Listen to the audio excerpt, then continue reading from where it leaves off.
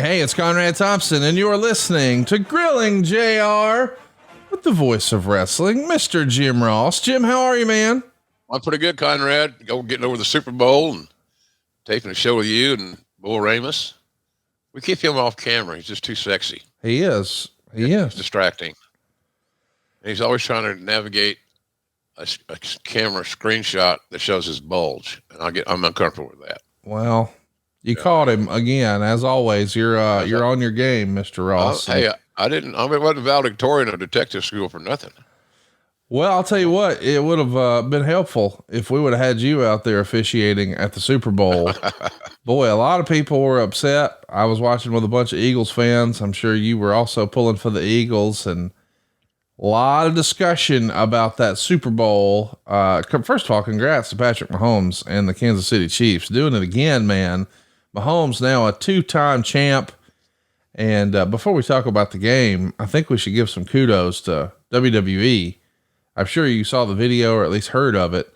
Man, immediately after the game, they delivered the Chiefs and Patrick Mahomes specifically a WWE replica championship belt with those Kansas City Chiefs side plates. And that thing got traction everywhere. It's like a $300 replica belt and maybe the best advertising one could buy. It's a hell of a deal. WWE's worked out with that. Yeah. Smart marketing. They got stretch out of it, which is what you're looking for in something like that. So, smart marketing, good promotion, quite frankly. And like you said, it did get traction. Yeah. It's simple to promote and to talk about, and here it is, and you move on. So yeah, it's good. It's good. I'm happy for them and everybody. I didn't pay as much attention to the commercials this year as I normally do. I don't know why. Nothing jumped out at me. Did any commercials jump out at you as the MVP commercial? Man, there were a lot of good ones I thought this year, but I'm with you. I don't think there was one that was heads and shoulders above the rest, but I thought there were several passable ones. Yeah, me too. I think a phrase you would use is overwhelmed with the halftime show, but I did kind of forget how many hits Rihanna had. But the whole halftime show, the way they can put together such a big show and tear it down so quickly never ceases to amaze me. I've read that there's always sometime between 2,000 and 3,000 part-timers helping put that together. What a production, man. Yeah. And how do you manage all those people? Get them on the spot, the right place, come out when you're supposed to come out. All the timing. It's tough. You got to wonder how many times they walk through, that process before they got to Sunday night. So, they had to rehearse it, endlessly because it's too big a deal just to go do it on it'll work out. It'll be okay. That's the wrestling way to do it. It'll be all right. Well, it will be all right if you rehearse it. You practice. As Alan Iverson said, practice. You're talking about practice, Conrad. You got to practice to get good at it. What'd you think of the Super Bowl? And there's a lot of controversy about that holding call near the end of the game. Some people would say the ball wasn't catchable. Others would say holding happens on every play. We hear those cliches all the time. You used to officiate ball before you were running around calling wrestling matches. What'd you think? I thought it was holding. Yeah, it was. I thought the player got redirected, and that's a telltale sign that there was something going on. I didn't think it was that controversial, but because of where it happened, and more importantly, when it happened, it was a huge deal, huge call. But I thought the guy got the call right. I didn't have any major issues with that, and I know it's not going to sit well with Eagles fans. So JR, you're crazy, and maybe I am crazy, but I thought it was holding, quite frankly. And I'm happy for Kansas City. They had several Sooners on their team, including their long snapper, James Winchester, their left tackle, Orlando Brown, their center, my man, Creed Humphrey, the bulldozer, Blake Bell's backup tight end. When you got Kelsey, you don't get a lot of tight end time because he's got all of it, which is understandable. He's the best in the game. So, but I was happy for the Sooners that those kids won. But I had the same thing going with Lane Johnson and Jalen Hurts on the other side. but somebody's got to lose. That was the sad part about that game. I enjoyed the hell out of the game. It was really exciting, and the way how it came down. Not the last play, but for all intent and purposes, the last play. They had no time left to do anything, and it was interesting. I think it was the last offensive snap, maybe that Philadelphia had. Pronoun boy, had no defensive linemen on the field.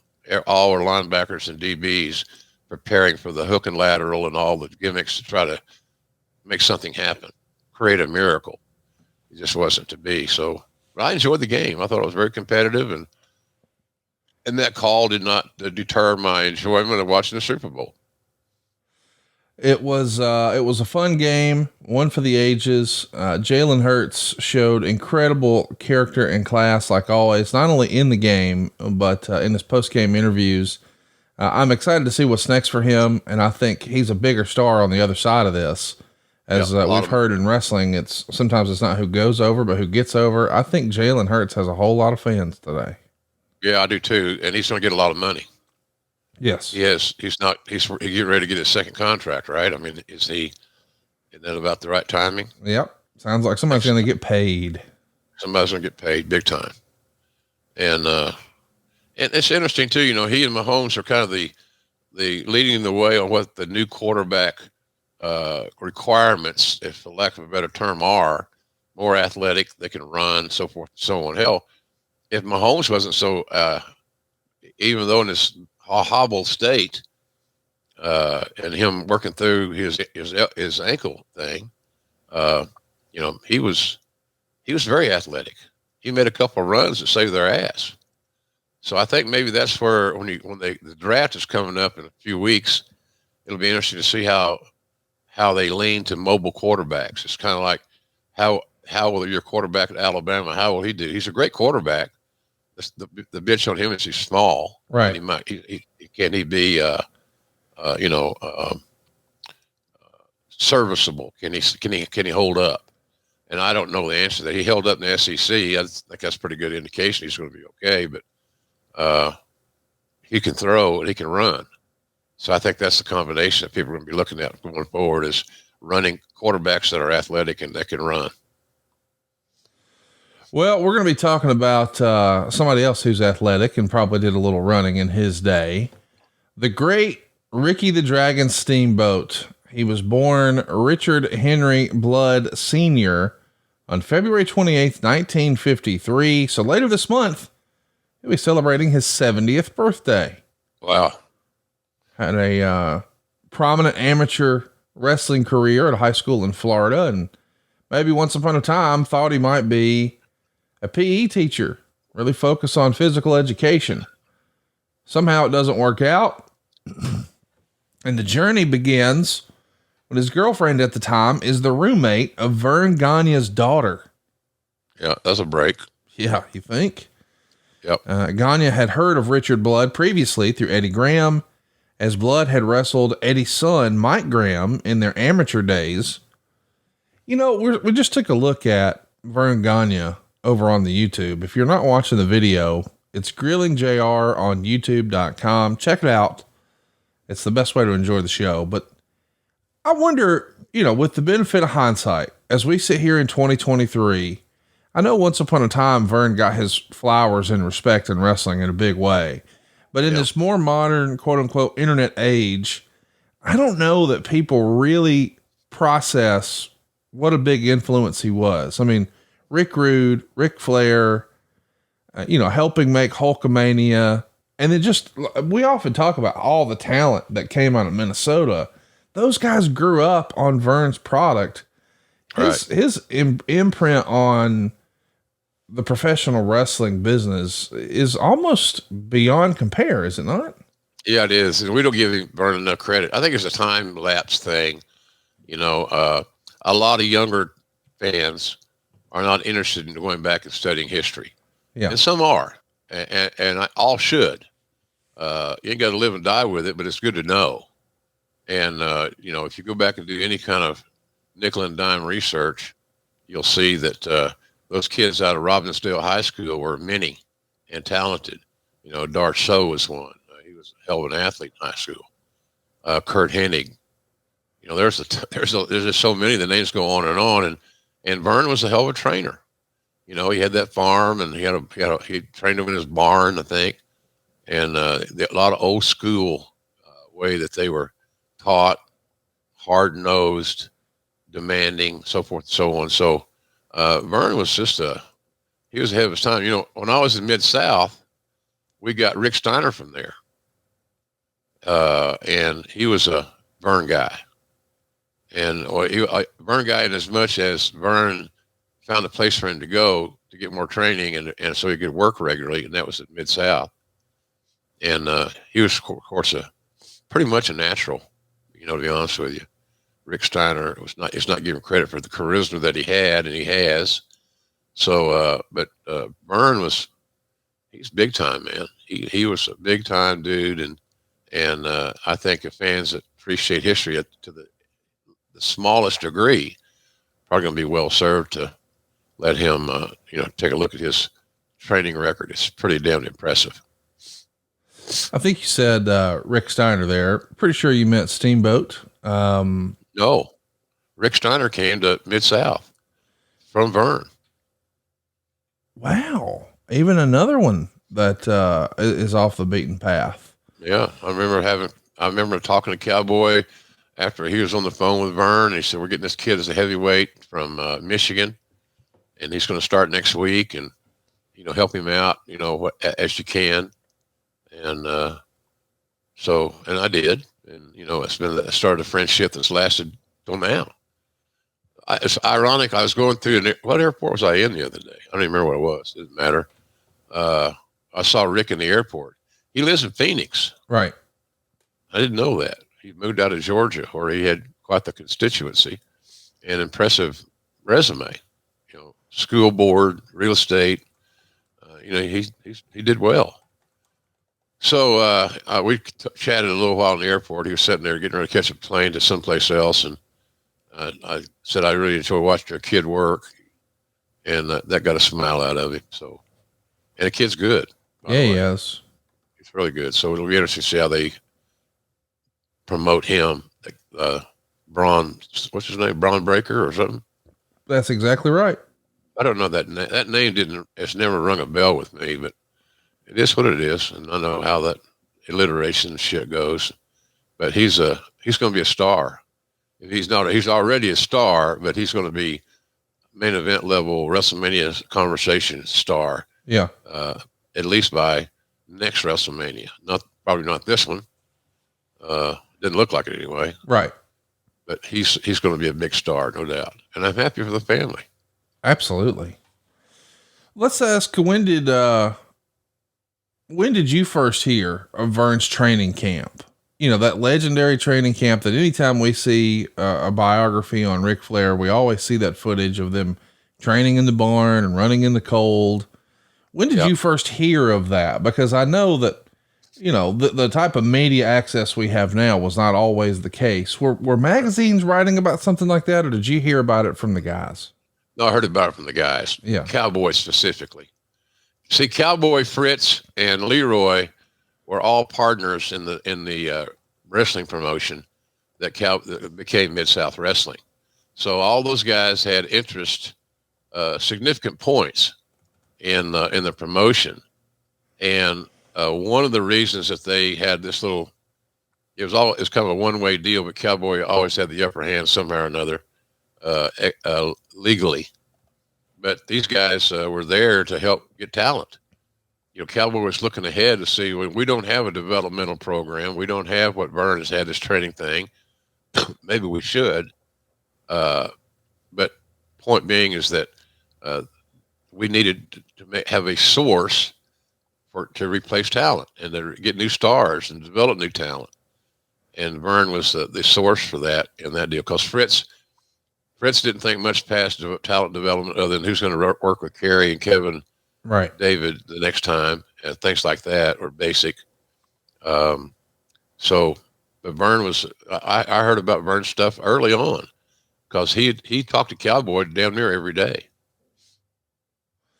Well, let's talk a little bit about his debut. His being Rick Steamboat, of course. He's going to debut as Dick Blood, which is his real name, Richard Blood, but Yeah. of course Dick is short for Richard. Dick Blood would have been a hell of a wrestling name.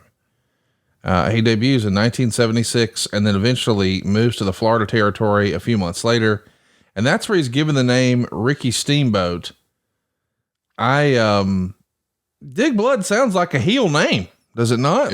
Yeah. Yeah. So that's just not going to fit him. He's a babyface. Or it sounds like a, preliminary porn star. He's working underneath. That's what they did. Yep. That's what they do. When did you first hear of Ricky Steamboat? Are you hearing reports from Florida?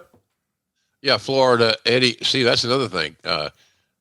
I got privy to so many conversations with some of the most powerful men in wrestling at a very early age because I was more or less a Cowboys gopher. And I took notes and made return calls and helped with this, that, and the other. But I was doing talent relations stuff and didn't even know it at that time. So, but it was great. But the point was I was in Cowboys' office a lot and not for disciplinary reasons. I wasn't in the principal's office for that, but I was in his office to take things down and do follow up, or he'd have something. He had on those long. Cowboy didn't have one of those short legal pads. Right. He had one of those long legal pads, and it was always full of notes. And there were notes on there that were applicable to me that he wanted me to follow up on. So that was what I was doing early on, and it helped me immensely as time went on, as far as learning management skills, understanding the business, and so forth. But I was also privy to all those conversations, so you could hear what was in the head of Vern or Fritz. I never liked the phone calls to Fritz. Fritz had a one way or the highway type deal, whatever that cliche is. And he was a pain in the ass to deal with, to be honest with you. He was just overpowering. He was Lauren Green. He was of the Bonanza. There's Paul, Little Joe, and all that stuff. So he was just tough to deal with sometimes.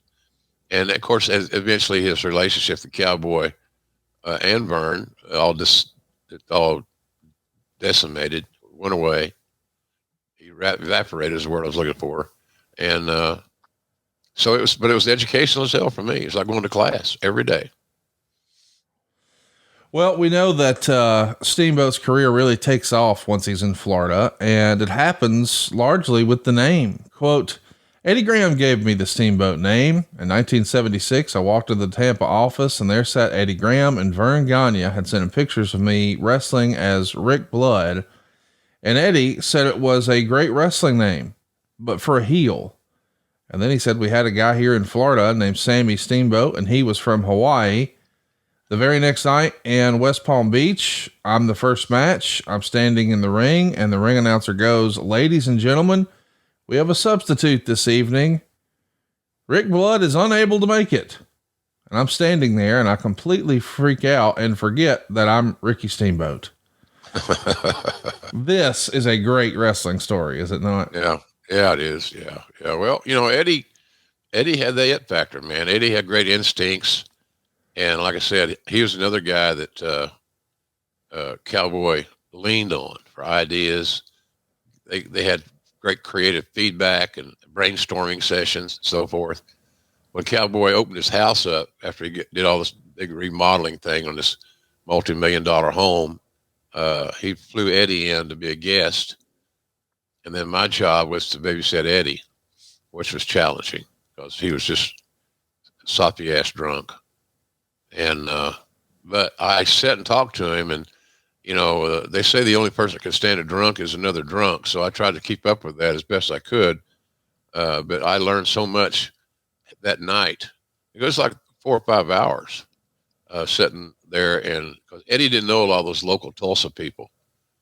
So he had me, and I had him, for lack of a better explanation. But I learned so much. Just a sentence here and a sentence there was, oh, okay, I get it now. I understand. So it was a great part of that whole foundation of sitting in those phone calls and so forth. But Eddie was until he got so deep in the booze, was a hell of a confidant for Cowboy. Well, we know that he's going to experience quite a bit of success, he being Steamboat, when he spends some time working in Georgia, but he feels like he wins the wrestling lottery, if you will, when he lands in Mid-Atlantic. At the time it's being handled and booked a lot by George Scott. And this is when people started to really take note and take notice of Steamboat. He gets his first big program here with a fellow named Ric Flair. Flair had allegedly personally requested to Jim Crockett that he wanted to work with Steamboat. And Rick is not shy about telling this story. He saw this young, jacked up, handsome guy and thought, hey, let me try him on. I think we can tell some stories together. Yep. And boy, was he right. Now, Yep. As much as we're going to talk about a little later, the often celebrated trilogy from 1989, if you ask the performers themselves, Steamboat and Flair would say, we had our best matches in the 70s. Were you fortunate enough to see any of those? Just some videotape, and they were outstanding. Because I had such a close emotional investment in the trilogy in '89, because I called all three of them with three different partners. I have a little bit of bias, shall we say, but the matches that they're talking about that were held earlier than 1989, they're absolutely right on it. They're phenomenal. Those guys, I kidded them one time. I said, you guys are too smooth, because it looks like you've rehearsed this like 1,000 times. Right. Because you don't make any missteps. You don't make any mistakes, at least that I could see. And so I love calling those matches. It was a big honor to be able to be in that chair at that point in time. But they had some. Conrad, I've seen a lot of videotape on Flair and Steamboat, and I've never seen a bad match out of them yet. They just had great natural chemistry. They thought alike. They're on the same page philosophically, and they're both very, very unselfish, which is key. About 8 years ago, maybe, I saw a blog that you did, and you talked about Sasha Banks and Charlotte Flair and some of the matches they were having down in NXT. And at the time, NXT had started touring a little bit. They were running live events here and yon. And you said, this could be the modern day Flair Steamboat. And I thought that was a great analogy and a great compliment to the ladies. And I went out of my way to go see that match, and I was glad I did. It was fantastic. But I say all that to say, for you who's seen more wrestling than probably anybody listening to this program, to make that comparison, it tells me that you held that rivalry in really, really high regard. Can you think of a more perfect pairing between two in-ring performers than Steamboat and Flair? Or is that still the greatest to you? I think it's still the greatest pairing, but in the same conversation, you could easily put Rock and Austin, because I had 3 WrestleManias with those guys, 15, 17, and 19. Right. And, considering I had a major hand in hiring both of them, it was very special in that respect. Made it more special, shall we say. But when I talk about Rock and Austin being special, and then putting the cherry on the sundae and comparing them to Flair and Steamboat, that's about as good as you're going to get from me. I just thought Flair and Steamboat was perfect. And some of the creative was what it was. It wasn't their fault that we're in an empty Superdome, that type thing. But just from bell to bell for a TV match, it was nothing. I had never experienced anything better, and still haven't to this day. Where would you rank Omega Okada? I know you were fortunate enough to see some of those, and I know at the time you were really, really high on them. It is much different style, more modern wrestling, different era, et cetera, et cetera. But would that make your short list, do you think? Absolutely. Yeah, no doubt about it. I consider both Okada and Kenny Omega friends. I think Kenny's going to do something for our book coming out in 2024.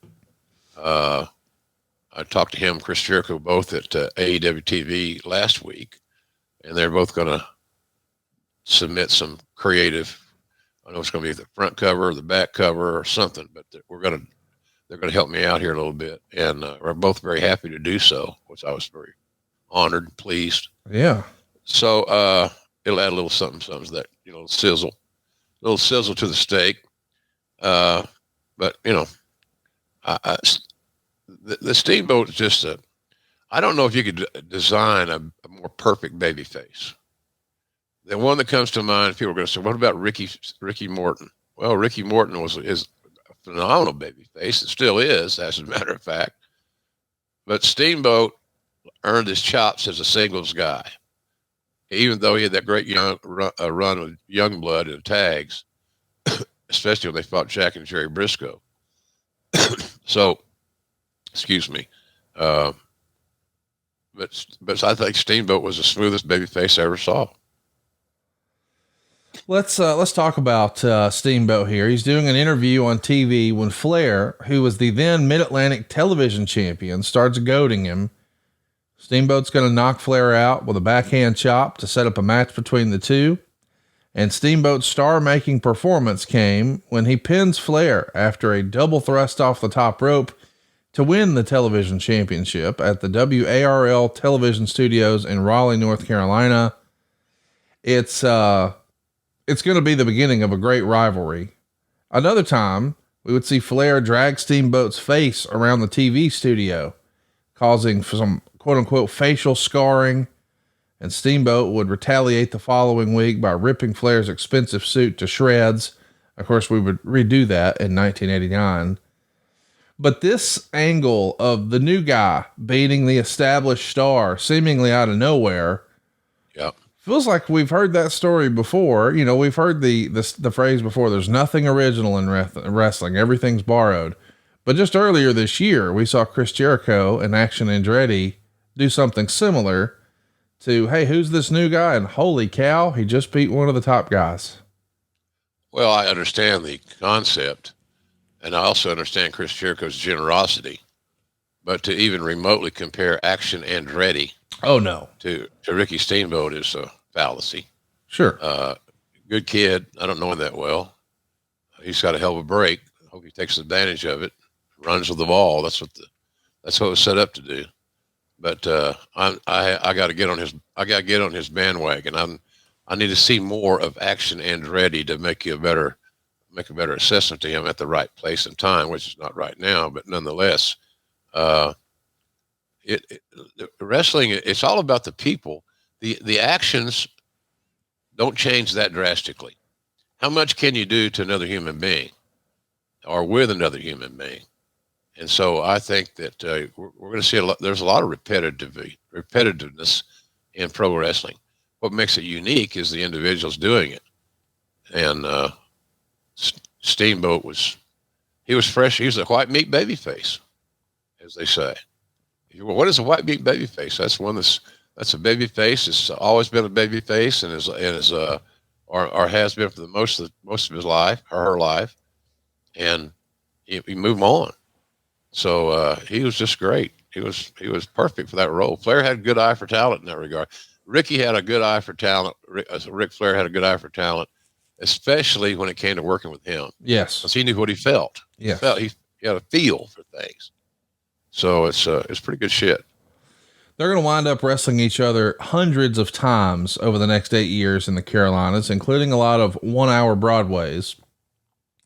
He's going to wrestle every other heel of note who goes through that area as well. Harley Race, when he was the world champion, the likes of Ernie Ladd and Roddy Piper and Ray Stevens and Dory Funk Jr. and Greg Valentine and Sergeant Slaughter, really a who's who. But you mentioned him a minute ago, the perennial babyface. Are you surprised? As far as I know, he never tried being a heel. I'm not aware of it. If he did, there may have been some short interlude or a second thought or something, but he was, I compare it to Stone Cold being a heel. Wasn't going to work. Right. And Ricky Steamboat being a cheater and taking shortcuts and cowering off and begging and all the traditional heel mannerisms just did not fit his TV persona. It was a disconnect. So he didn't do it.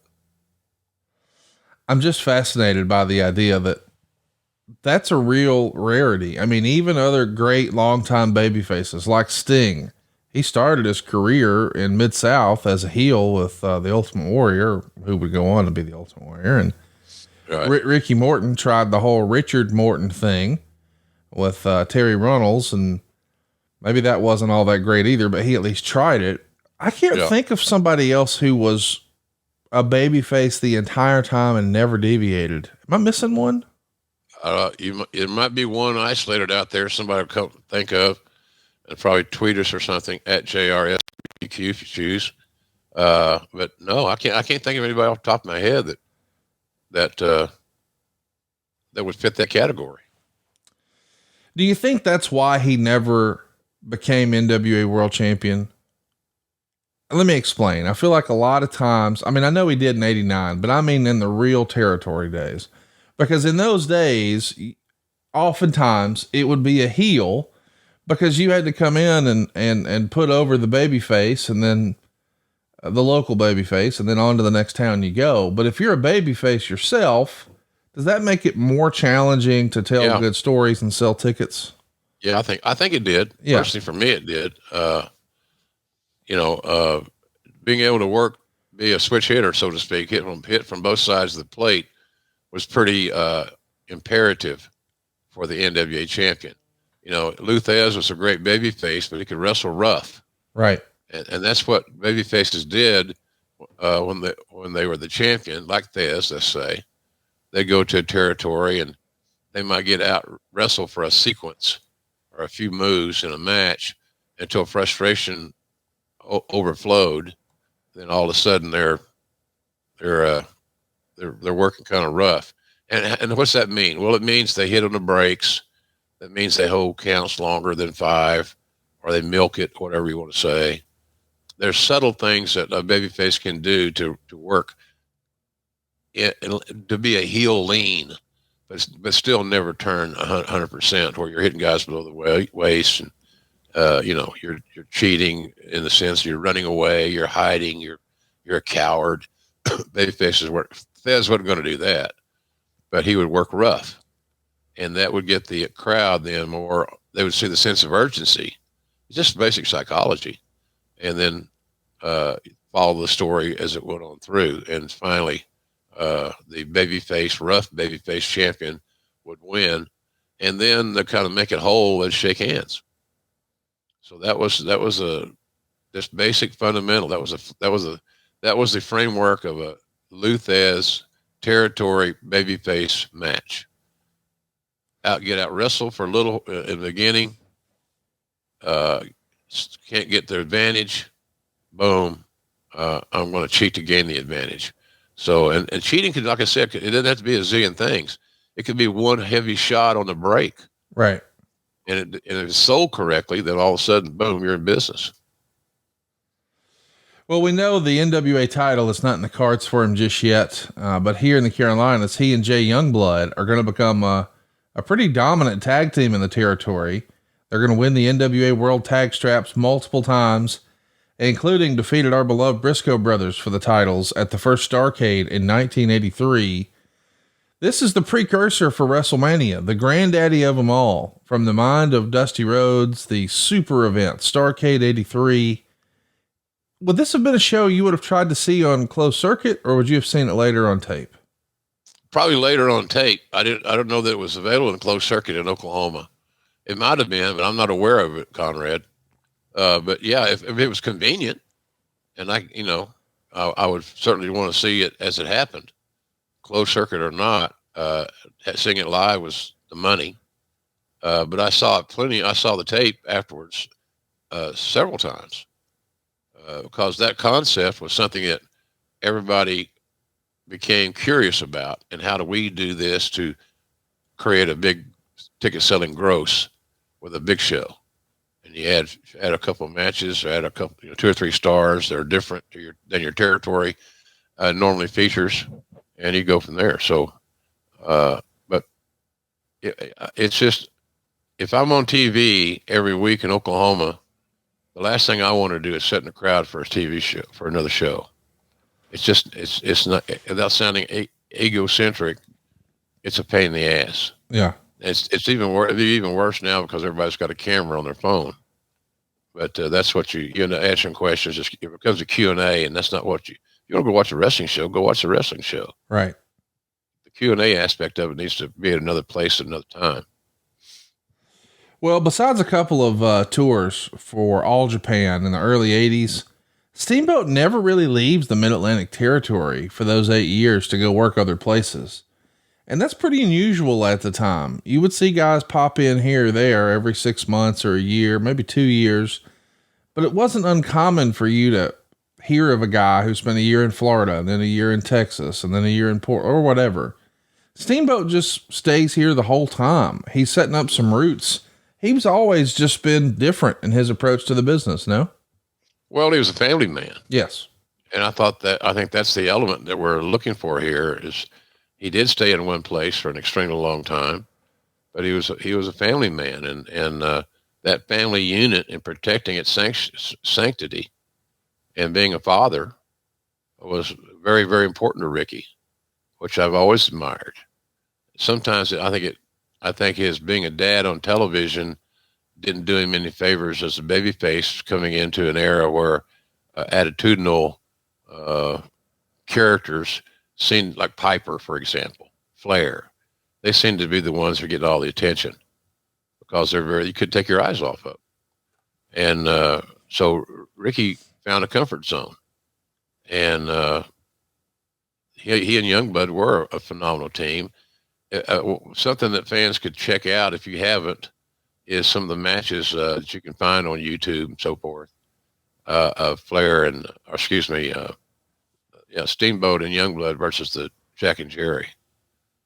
They're clinics. They're tag team clinics, psychologically, physically, timing wise, the whole 9 yards. So if you're a fan, owe it to yourself, write that on your list of things to do somewhere down the road.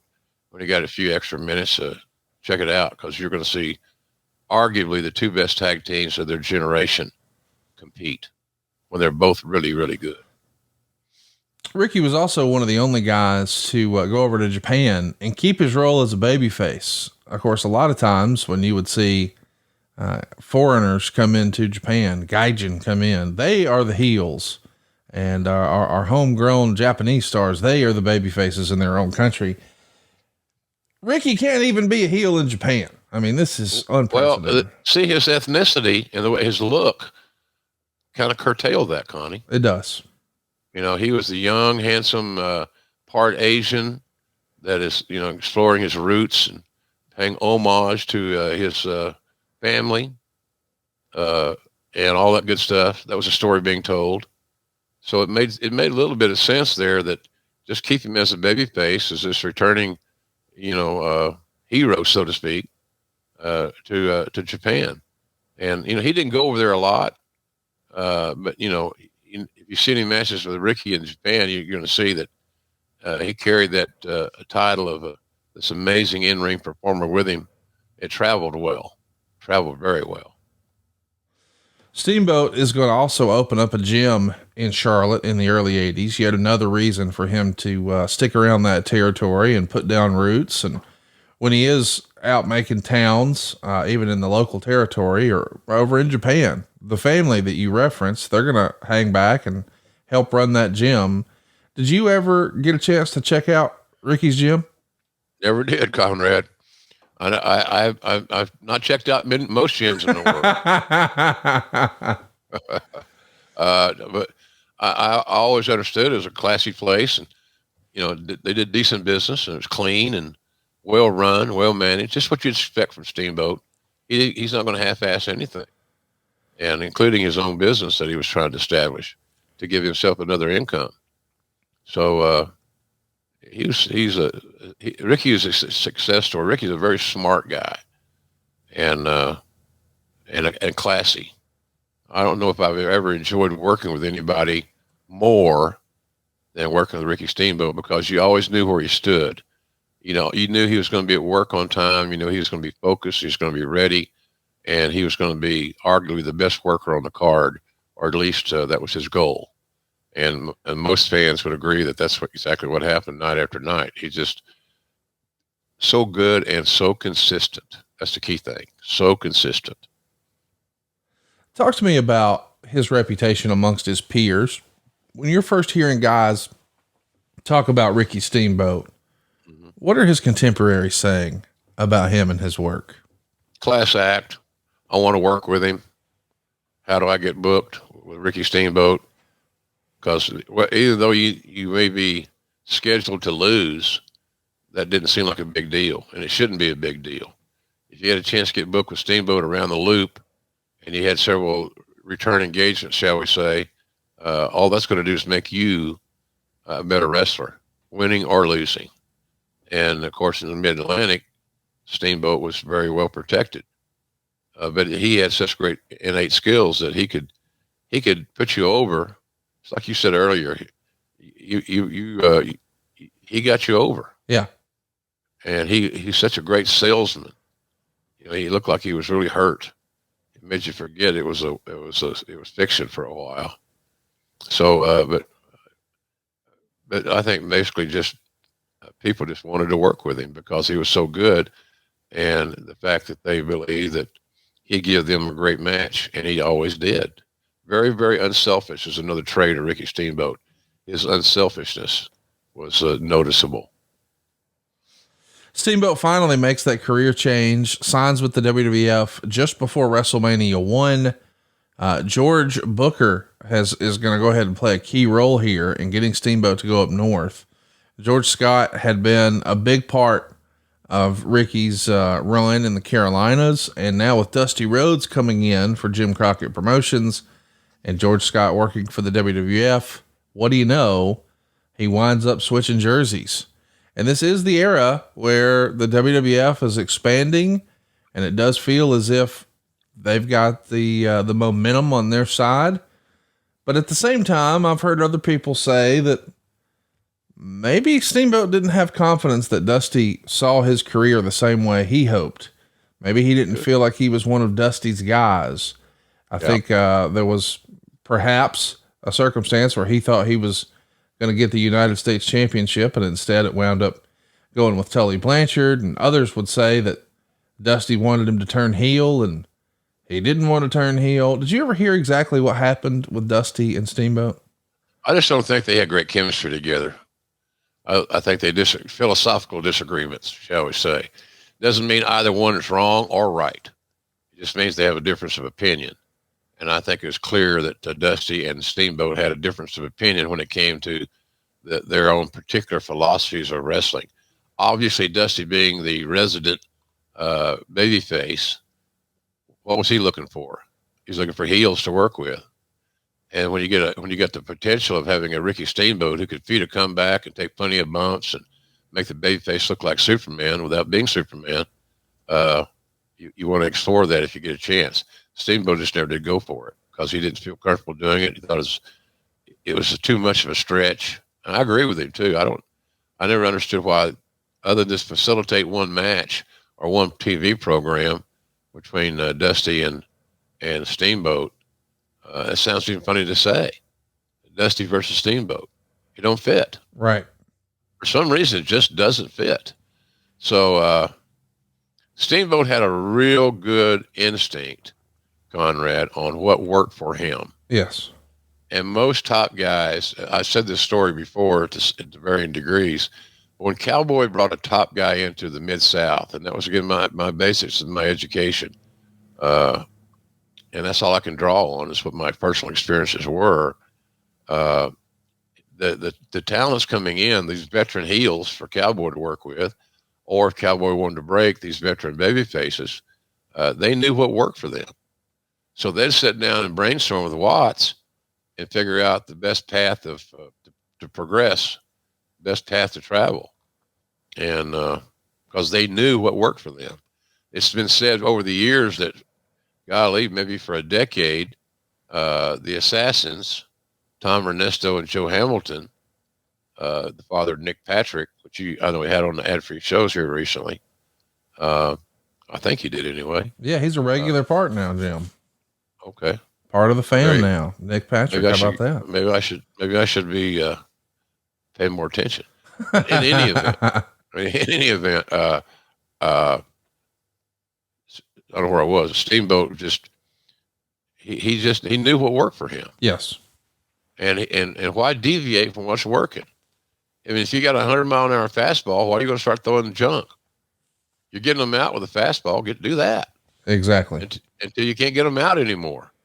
So, but I think Ricky was more comfortable in his own skin as to what he could or could not do well as anybody I ever knew. Steamboat's also going to go ahead and defeat Maniac Matt Bourne at the very first WrestleMania. And as a fun little trivia note, that makes Steamboat one of only 3 guys to compete at the first Starrcade and the first WrestleMania. The other 2 being Roddy Piper and Greg Valentine. Nice little feather in the cap. And early in his run here, he's given the nickname The Dragon. He starts to do like a Karate Man style gimmick. His first major feud is with Don Morocco. And then he goes on to defeat Hercules Hernandez at WrestleMania 2. The style and the presentation of the WWF is a lot different from Jim Crockett Promotions. And I'll be honest, I kind of felt like the style of Mid-Atlantic probably lent itself more to his skill set. Would you agree with that? Or did you like what he did in the WWF better? I didn't dislike it at all. Right. I don't know. I mean, personal preference. I don't know. There's an ounce of difference between the 2 styles. Right. I mean, when Savage and Steamboat had a wrestling match. Oh yeah. And at WrestleMania 3, they had a wrestling match, and it was very basic and very sound and very logical. I know Savage overthought it because I've talked to Steamboat about that. And, Randy just wore his ass out about, we'll do this. Now we'll go to do that. And then it became too much of a memorization type thing, which I'm not for. I think it takes the spontaneity out of the scenario and the moments. So anyway, I never saw that much difference. Now, when you got into the lower card and the cartoon character stuff and the characterizations of some of these cats, I understand about, the one man gang became McKinney, the African Dream, and that's a little too far for me. But Steamboat and Flair was just a wrestling match and a great wrestling match. Let's talk about WrestleMania 3, that legendary match for the Intercontinental title, Randy Savage and Ricky the Dragon Steamboat. Even now, like 36 years later, people still talk about this at the top of the list as being one of the greatest WrestleMania matches of all time. You mentioned you weren't able to see closed circuit of the first Starrcade. Did you get a chance to see a closed circuit of WrestleMania 3, or what do you remember about that one? The company WWF rented there's always these maze of buildings on the fairgrounds. So they've had livestock shows, this, that, and the other. Anyway, they rented a little building and with their big screens and came in and did WrestleMania. And because we ran the big building on the fairgrounds, we had great contacts with everybody at the fair. So, one of the guys said, "You want to come watch the show?" So they walked me in and I sat down and watched the show on a closed circuit. Interesting experience because I'd never seen an event on a closed circuit before. So it was fun in that respect, new. And of course the highlight was, the whole buildup was Hogan and Andre. And you're wondering as a wrestling person, how they're going to get out of this. Right. How's this going to go? Because Andre was so beat up and stoved up and could barely walk. But the match that stole the show from the wrestling side, obviously, was Flair and Steamboat. I thought at one time it might have gone a little long, but it seemed like that Randy was hell-bent on getting some of the stuff in. And sometimes that's not always the best. Sometimes it works. Sometimes it doesn't. I thought in that match, it was a piece of art. It was Rembrandt on a different canvas. I just thought that it might have gone a little long. And maybe that's me sitting amongst all those fans and I don't know, but I thought it might have been a little long. That's the only negative I can think of. and it's not a big enough negative to even fucking worry about, because it was amazing. Before we talk about the aftermath of that incredible WrestleMania 3 match with Randy Savage, I do want to go back and talk about something that we sort of skipped in an effort to just jump right to that WrestleMania 3 match. One of the more, we'll call it infamous moments in WWF history is the feud he has with Jake the Snake Roberts that really gets brought. I don't even know how you would describe this circumstance, but a DDT on the floor. We had seen the DDT. The DDT was established. Fans knew, that was the end, but one on the concrete. And all of a sudden, this isn't just for show. He's hurt for real. What do you remember of this DDT and the circumstance where you got a guy falling on his head on concrete? I can only imagine in the social media era how viral this would have been, but this is on NBC too. What'd you think of that? Too much. Yeah. Risk reward was out of kilter. There's no margin for error of any significant degree. How do you protect Steamboat? Because it's all about protecting each other. So I thought it was a little too much. It sort of had great impact, had great effect, but I thought it was a little risky, to say the least. And guys I talked to that were in Mid-South at that time would say the same thing.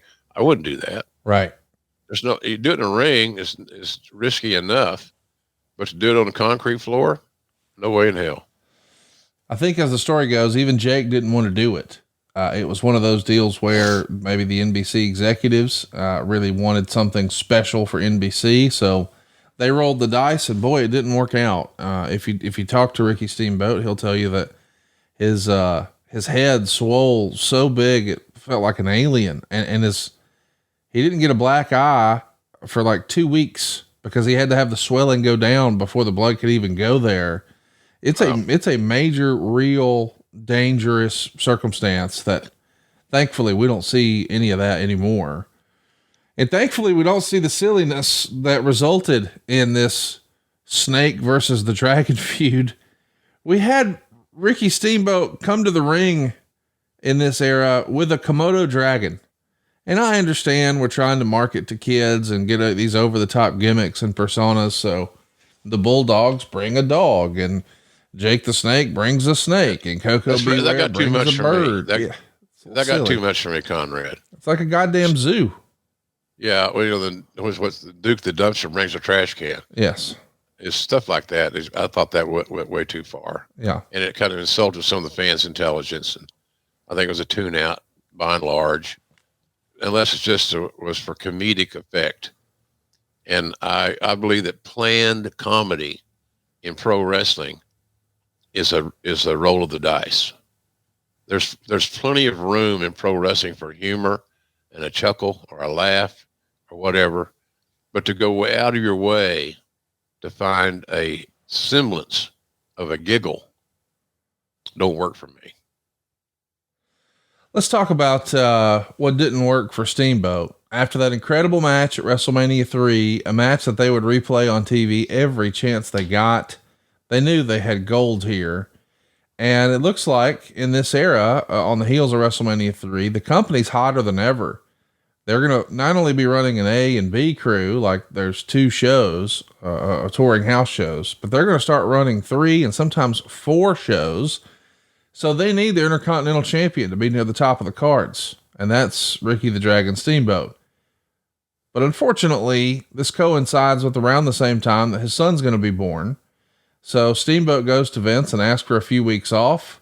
He gets the time off, but Vince has to take the title off of him because he needs that title defended on these house show events as an attraction to sell tickets. That's understandable. And I guess Steamboat felt like that wasn't really part of the plan. He felt like he had been promised a more significant title run. He didn't want to drop the title, but he did need the time off. Ultimately, Steamboat winds up dropping it to the Honky Tonk Man. And this develops a bit of a rift between Steamboat and Vince. When Steamboat does return, he knows the writing is on the wall here.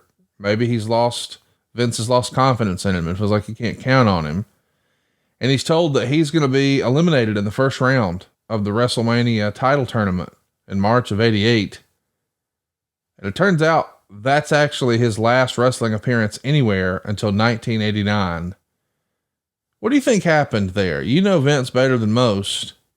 Do you think Vince lost confidence in him and thought, well, if I can't count on you to be my torchbearer, you're just an underneath guy now? Knowing Vince, I would say he would simply tell you and me he changed his mind. Yeah. And that was the go-to from him to talent through the talent relations guy, in some cases me, that we've changed our plans.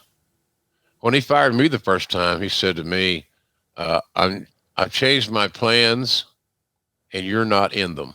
Mm. And you'll be out of here in 30 days. Of course, I had a 90-day out in my contract, so I brought that up, and it didn't make him happy that I got paid for 90 days instead of 30. But hell, I had no job. You're not in my plans. I'm making plans to change, and you're not in my plans, or something along those lines. That's a hell of a thing to hear on a morning. You drive back home and tell little Jan, I said, well, here we go again, honey. Buckle up. I don't know what's going to happen next, but we got each other. And luckily for she and I both had saved money, and she had a job. She was a flight attendant, making a couple bucks. So, but there again, I couldn't dodge that bullet. Right. And I think probably Vince just could tell Ricky, I changed my mind. Right. I want to go a different way. Some talents that won in Ricky's spot could certainly make an argument that he's too oatmeal. He's too plain. I would never say that, because I think he's an asset. Sometimes you got to look beyond certain things to determine one's value to their company. You know, and I thought that when I hired Mick Foley. You want a guy that's going to be good in the locker room, that can help some of the younger guys make adjustments and adapt. And certainly a guy like Ricky Steamboat is a value to have in any locker room. Then, now, and then or now. I'm trying to say then, now, and forever, but you know what I'm saying. I know that I mean, you said it perfectly. Vince would tell us if he was here, I changed my mind. Right. But thinking behind those words, I'm going to make a little bit of an analogy here, so humor me. Okay. I thought years ago when Dolph Ziggler cashed in the Money in the Bank the night after WrestleMania and beat Alberto Del Rio, it's one of the loudest pops I've ever heard. And I think that was like 10 years ago. Yeah. And fairly quickly afterwards, he had a concussion and he was on the shelf for a bit. And it felt like they never put him in that same spot again. He never got that same opportunity again. And I remember people at the time saying, maybe Vince thinks he's injury prone. Maybe Vince doesn't think he can rely on him, that he can count on him. Could be. And if you go back here to 1987, on the heels of what everyone is saying is the greatest match in WWF history, and he's the victor, and he's the champion, and he's trying to grow, Vince being he, more than ever on the heels of WrestleMania 3. They're taking out full 2-page spreads in industry trades, trying to sell arena business because they want to not, hey, if we can do one show, why not two? If we can do two, why not three? If we can do three, why not four? So he's trying to zigzag the entire country. And when one of his quote unquote pillars that he's built all this equity in this match, and now the championship, says, I need to take some time off, it makes me think maybe Vince thought he's not reliable. Do you think that whole injury prone, not reliable thing is something Vince really feels? Well, it's a convenient excuse. Okay. Quite frankly, I don't know how. I can't think for how Vince felt, but it'd be scary to be able to do that. Yeah. I don't know, man. The bookers have used the same small assortment of excuses since the day I got in the business in 1974. And it's just their creative flexibilities that they create for themselves. Right. And sometimes you got to have a reason, because remember, you're not just communicating with Steamboat here. You're communicating with the entire roster. if this can happen to Steamboat, then why can't it happen to me? Type scenario. So, but it's just one of those short lists of, we're changing plans. I'm going to have a heel champion. I want to, this guy's hot. We're going to get him while he's hot. I want to go there, whatever. There's a million stories. I've heard them all. But Steamboat just fell out of grace with Vince, and I'm not sure exactly why, unless Vince just perceived that the champion asking for time off, of all things, to be with his newborn son is unacceptable. And I know most people are not going to agree with that, because I don't agree with it either. Right.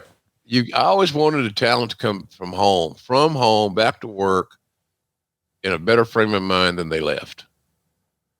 Return to the locker room, positive, rested, excited to be there, et cetera, et cetera. And so if you give them that opportunity to do that and to keep their home life positive, you're much better off in the long haul. It may have been booking, it may have been TV, it may necessitate change, but in any event, that's the way to go. You got to give guys time to regenerate. And that's why I think AEW in the long haul is going to do really well, because our schedule is conducive to wrestlers that have made some money or are making money, making good money, as a matter of fact, here in AEW. And, they're just, it's a day a week. Now you got to travel. So you factor that in, which I conveniently do for my own old body.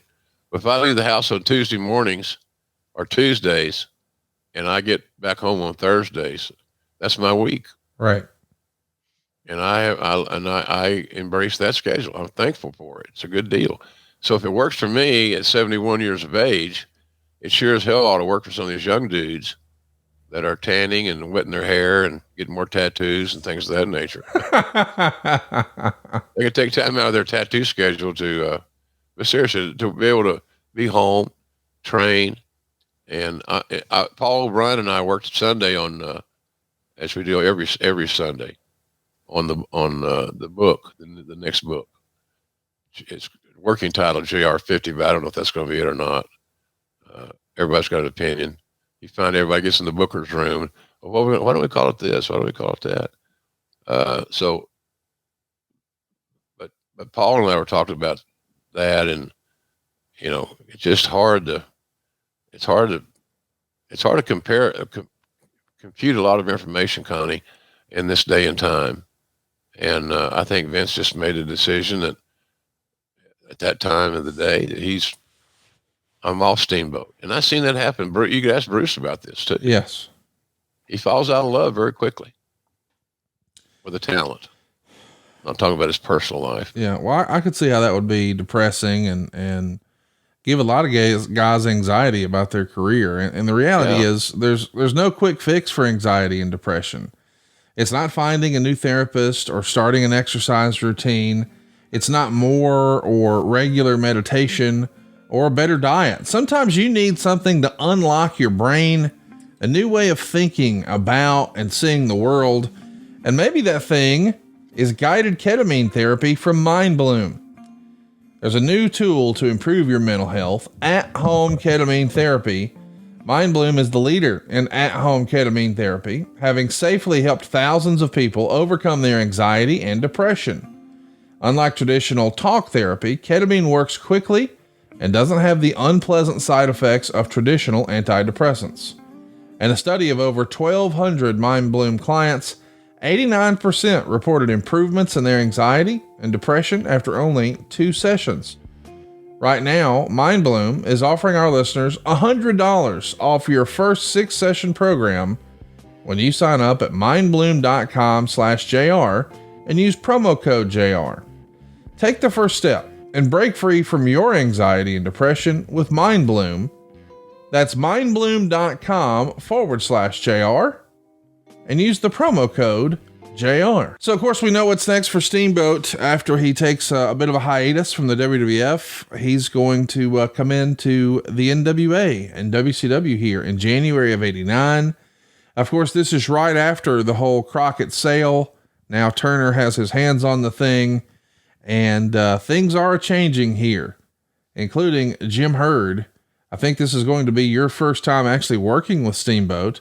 He's brought in as the surprise partner for Eddie Gilbert on the television show. Of course, at the time, still done in the WTBS studios in Atlanta. There you go. Grilling JR on YouTube.com. You can see video of, or a still shot there of JR holding the mic for Steamboat and that iconic JCP set. Either way, Gilbert and Steamboat team up to defeat Ric Flair and Barry Windham, with Steamboat pinning the NWA World Champion Ric Flair. You want to talk about kicking off things hot again? Who was more excited, Steamboat to be back here and featured and in a prime spot, or Ric Flair, thank God he's back, let's have some barn burners? I think both guys are very ecstatic the fact that Ricky is back. You know, Flair did a great job in the recruiting and in that era with Steamboat specifically. So yeah, it was happy days are there. When he kept Flair happy, it affected everybody because he was the top guy, and you want to, if you can, want to keep your top guy happy because they're just more productive and more willing to cooperate and be unselfish. And certainly that was the case there. Rick was very pleased that Steamboat was back because Flair knew he had an opponent. We didn't know how long.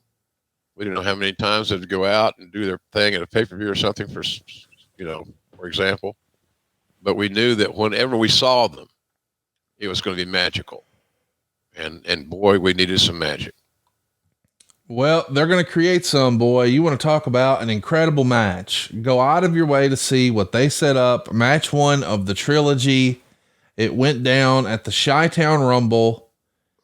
Steamboat is finally going to become the world champ. It is a 5-star match, and it is, man, it's just something to see. Dave Meltzer was front row for this one.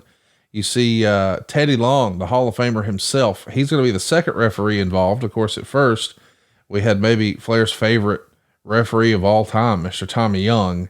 And Jim, I think you're actually doing a watch along of this match over at adfreeshows.com. This is one of the all-time great matches and maybe one of your finest performances as a broadcaster. Like, this is, it's a big stage for a lot of people.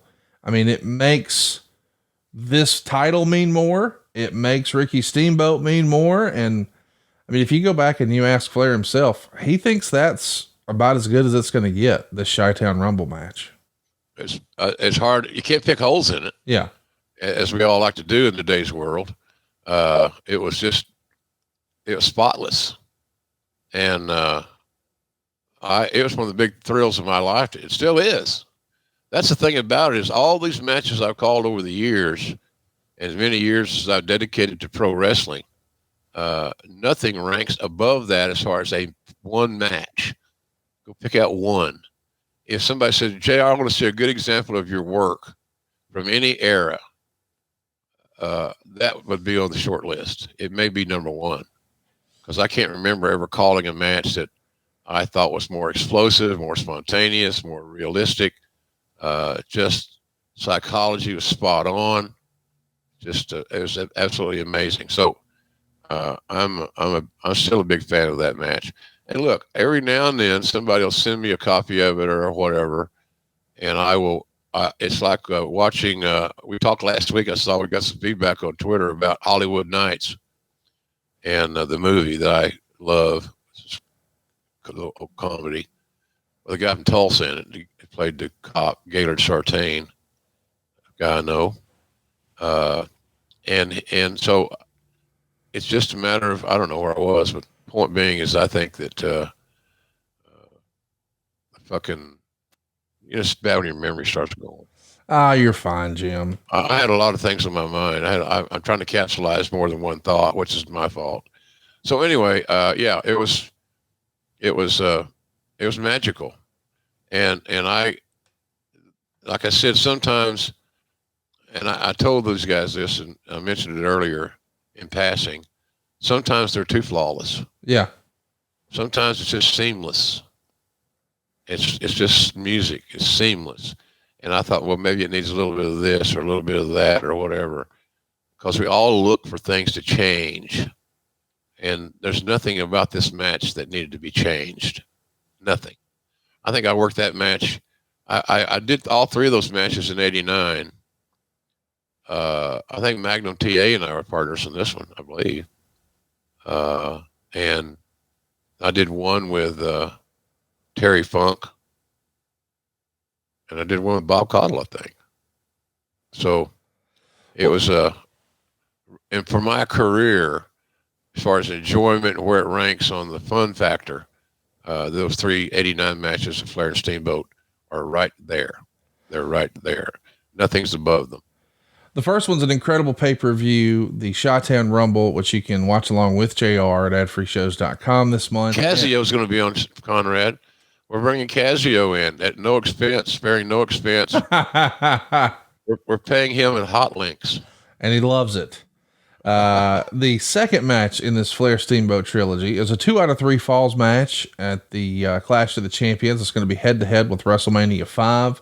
That one happens at the Superdome. We've talked about that one in the archives. And then, of course, we'll finish up at Wrestle War in Nashville in May. And of course, as soon as we're finished with this one, Flair's moving on to work with the incredible Terry Funk. Right. These matches are look at that picture. Such a great shot. Go check it out. Grilling JR on youtube.com. JR's facial to Eric's or to Terry Funk's facial is just hilarious. On the heels of this trilogy though, it feels like we're in a similar spot because Flair is once again back in the title picture. He's moving on from Steamboat. He's now paired with Funk. So what does that mean for Steamboat? Well, not a bunch of return matches because now Flair's working with Funk. So instead, he's going to challenge Lex Luger for the U.S. title, which no matter how we slice it is a step down from the world title. And it's a step down from an in-ring opponent from Flair to Luger at the time, who was still maybe a little greenish. Right. The Great American Bash is going to happen in Baltimore, an incredible show, July 23rd. And Steamboat's going to lose by DQ. And then his NWA run comes to a close. And think about that now. He just came in January, and here he is in July finishing up. What was Steamboat missing here? You always go back to the two culprits, Conrad, the two C's, cash and creative. I'm not sure about the cash component. Ricky was being paid well, as I recall. I wasn't involved in the payoffs and stuff like that at that point in time because the guys are essentially on salary. So that was something they would negotiate with their representatives or themselves and whoever was running the company at that time. In this case, I think Jim Hurd. So it's always cash and creative. You can decipher, suck it right down to that. That's the bottom line. And I know Ricky was not pleased with this creative. How do you follow up on three of the greatest matches ever with arguably the greatest pro wrestler ever? How do you follow that up? Right. It's an insurmountable odds to recreate magic with somebody else. And I have great respect for Lex Luger and the man he's become and how, the things he's overcome his health wise. He's a great success story in my view. And I think the world of him, and I think of him often because of the journey that he's on and the ups and downs and twists and turns.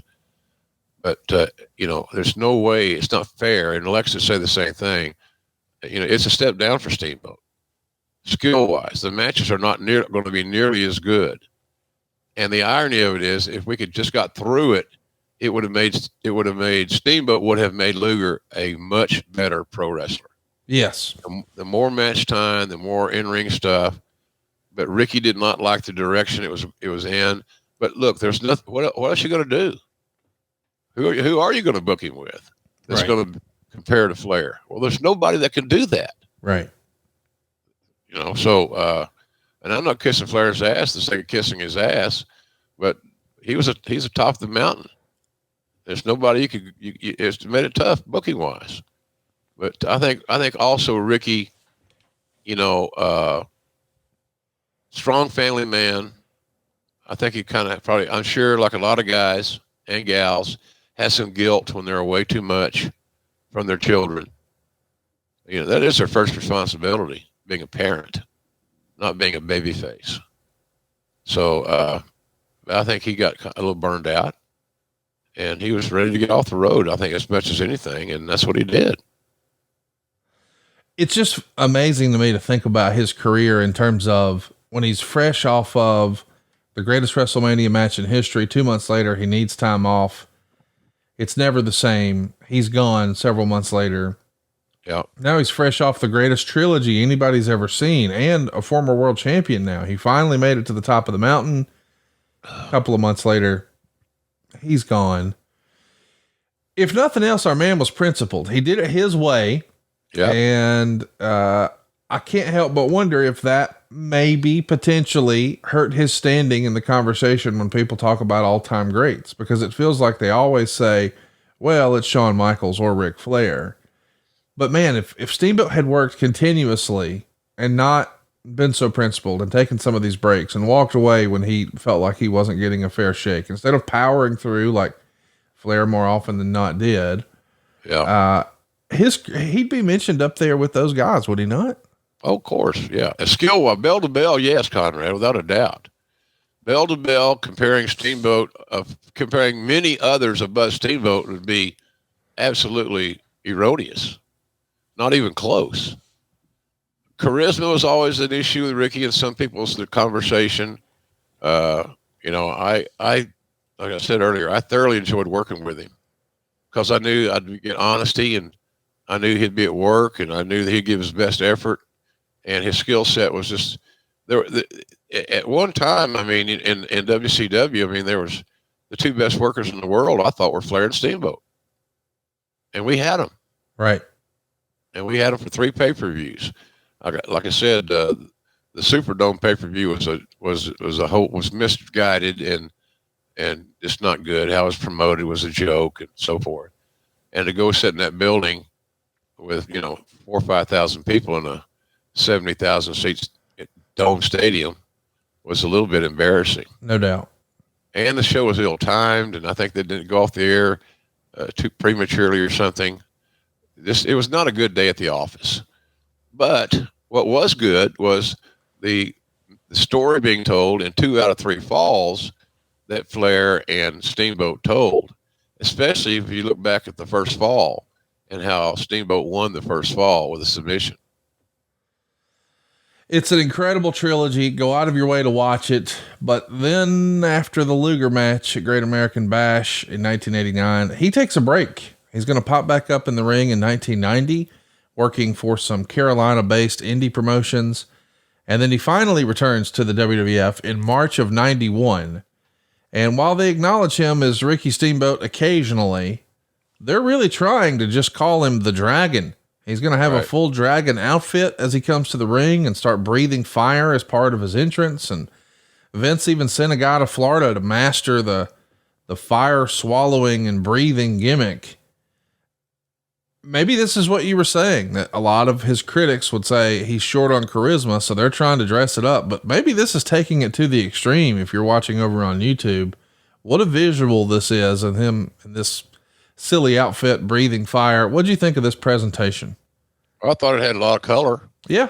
I thought it got my attention, but I didn't think it fit Ricky Steamboat that well. So, personally. Again, I'm so old school too. I don't like changing things that are working and that are established and that people are accustomed to and like. Fans always like Ricky Steamboat the way he was. Yes. So sometimes you wonder, are we doing change for change's sake, or is there a better reason? Is this characterization going to make Ricky that much better? I say no in this respect. Did it look good on that like that picture we just showed everybody?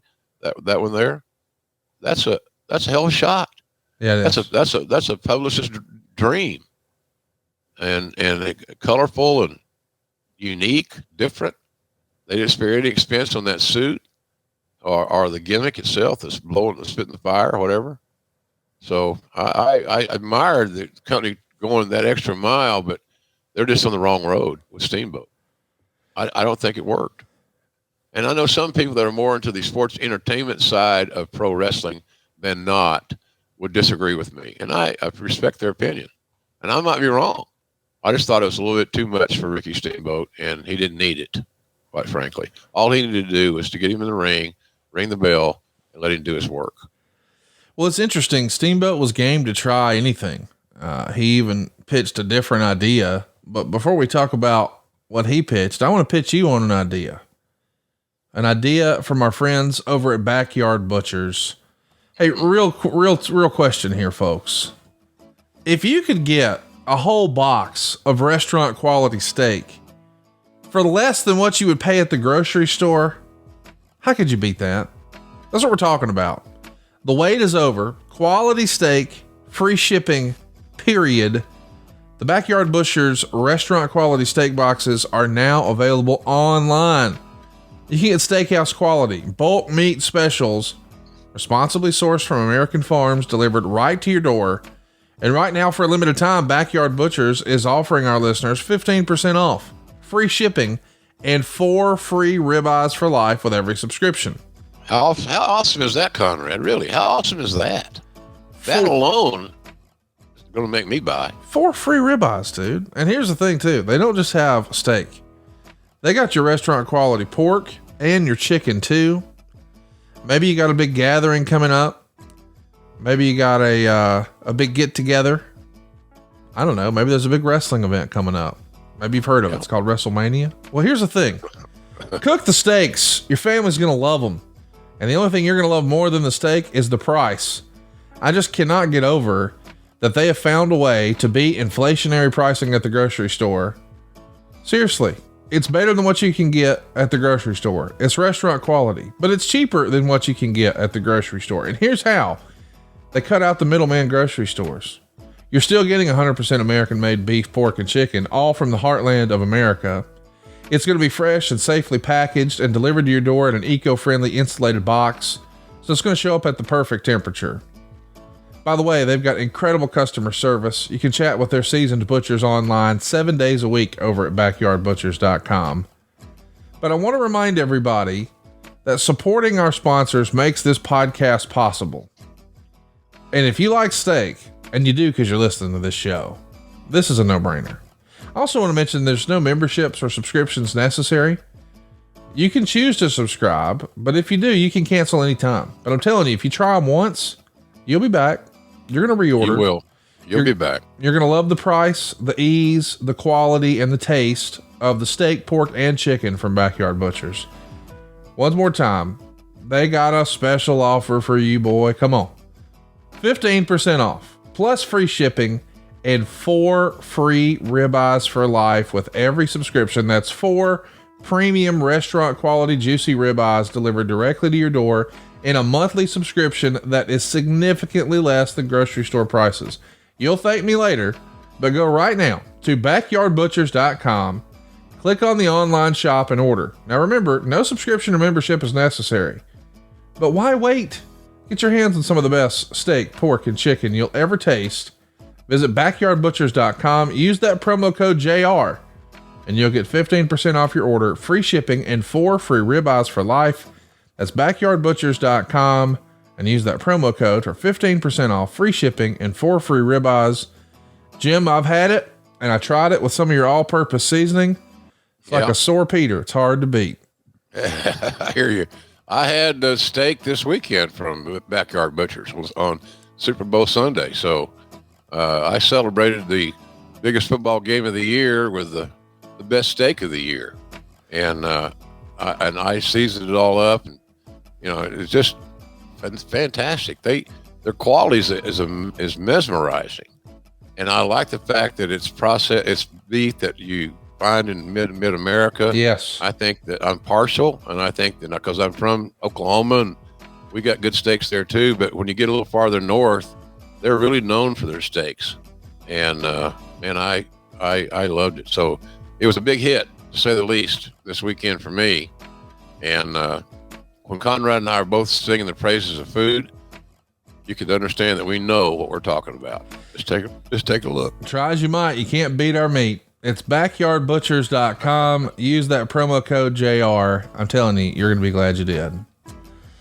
So here's the big idea that Ricky Steamboat pitches to Vince McMahon when he comes back in 1991 to the WWF.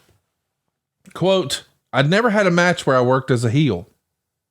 When I started in 1976, I was always a face. And the reason for that was the heel would always lead the match. Now for me to graduate to be a heel, most times you started out as a face and then you got good, you transfer over to a heel and you were the guy in charge. So I never had an opportunity to work as a heel. Although in the WWF in 91, I expressed my desire to work as a heel and the response I got back was that it would never work. Pat Patterson said I was the consummate babyface and it would probably hurt my career. I tried to push them to do it hard and said, let me go under a mask. Let me go under a full suit and cover up my body. I won't throw any chops. I'll just kick and punch and I'll be a heel. Then the big surprise. If we can carry this thing through after about a year or so, have somebody finally take the mask off, and hopefully the response we would get from fans will be, oh my God, all this time it's been Ricky Steamboat, but they wouldn't buy it. That's an interesting idea, Jim. Do you think it could have worked? Well, it's all a matter of execution. It would be my first choice, Conrad. I think that Pat Patterson's instincts are right on the money. Ricky was a baby face. That's what people wanted to see him as. And so I understand and appreciate Ricky's desire to repackage himself and to hit the reset button. I really do. But I just never thought, and maybe I'm too close-minded on things like this, and even the aforementioned and often talked about Austin turn, I just didn't feel it. And I think that's where Patterson was. He just didn't feel Steamboat being a heel and that it would work. And Patterson had so much influence with Vince on matters like that it was scary. So if Patterson didn't like it, there's a good chance it ain't going to happen. Steamboat has said they told him they were going to start him off slow and build him back up to the top of the card in a few months. Well, after about 6 months, he's still in the opening or second match against guys like the Brooklyn Brawler or Paul Roma or Skinner. He's obviously frustrated and gives notice. And they ask him to do 2 stretcher jobs at the October 21st TV taping. As a reminder now, this is after he came in March of 91. So now in October, he's asked to leave and given his notice, and they want him to do 2 stretcher jobs for The Undertaker and IRS. Steamboat apparently refuses. He's fired on the spot. Of course, I know you're not there at this time. You're on the other station. Are you hearing about this? What's the industry thinking of his inability to assimilate, I guess? Because that's the way it feels from the outside looking in, no? Well, I think the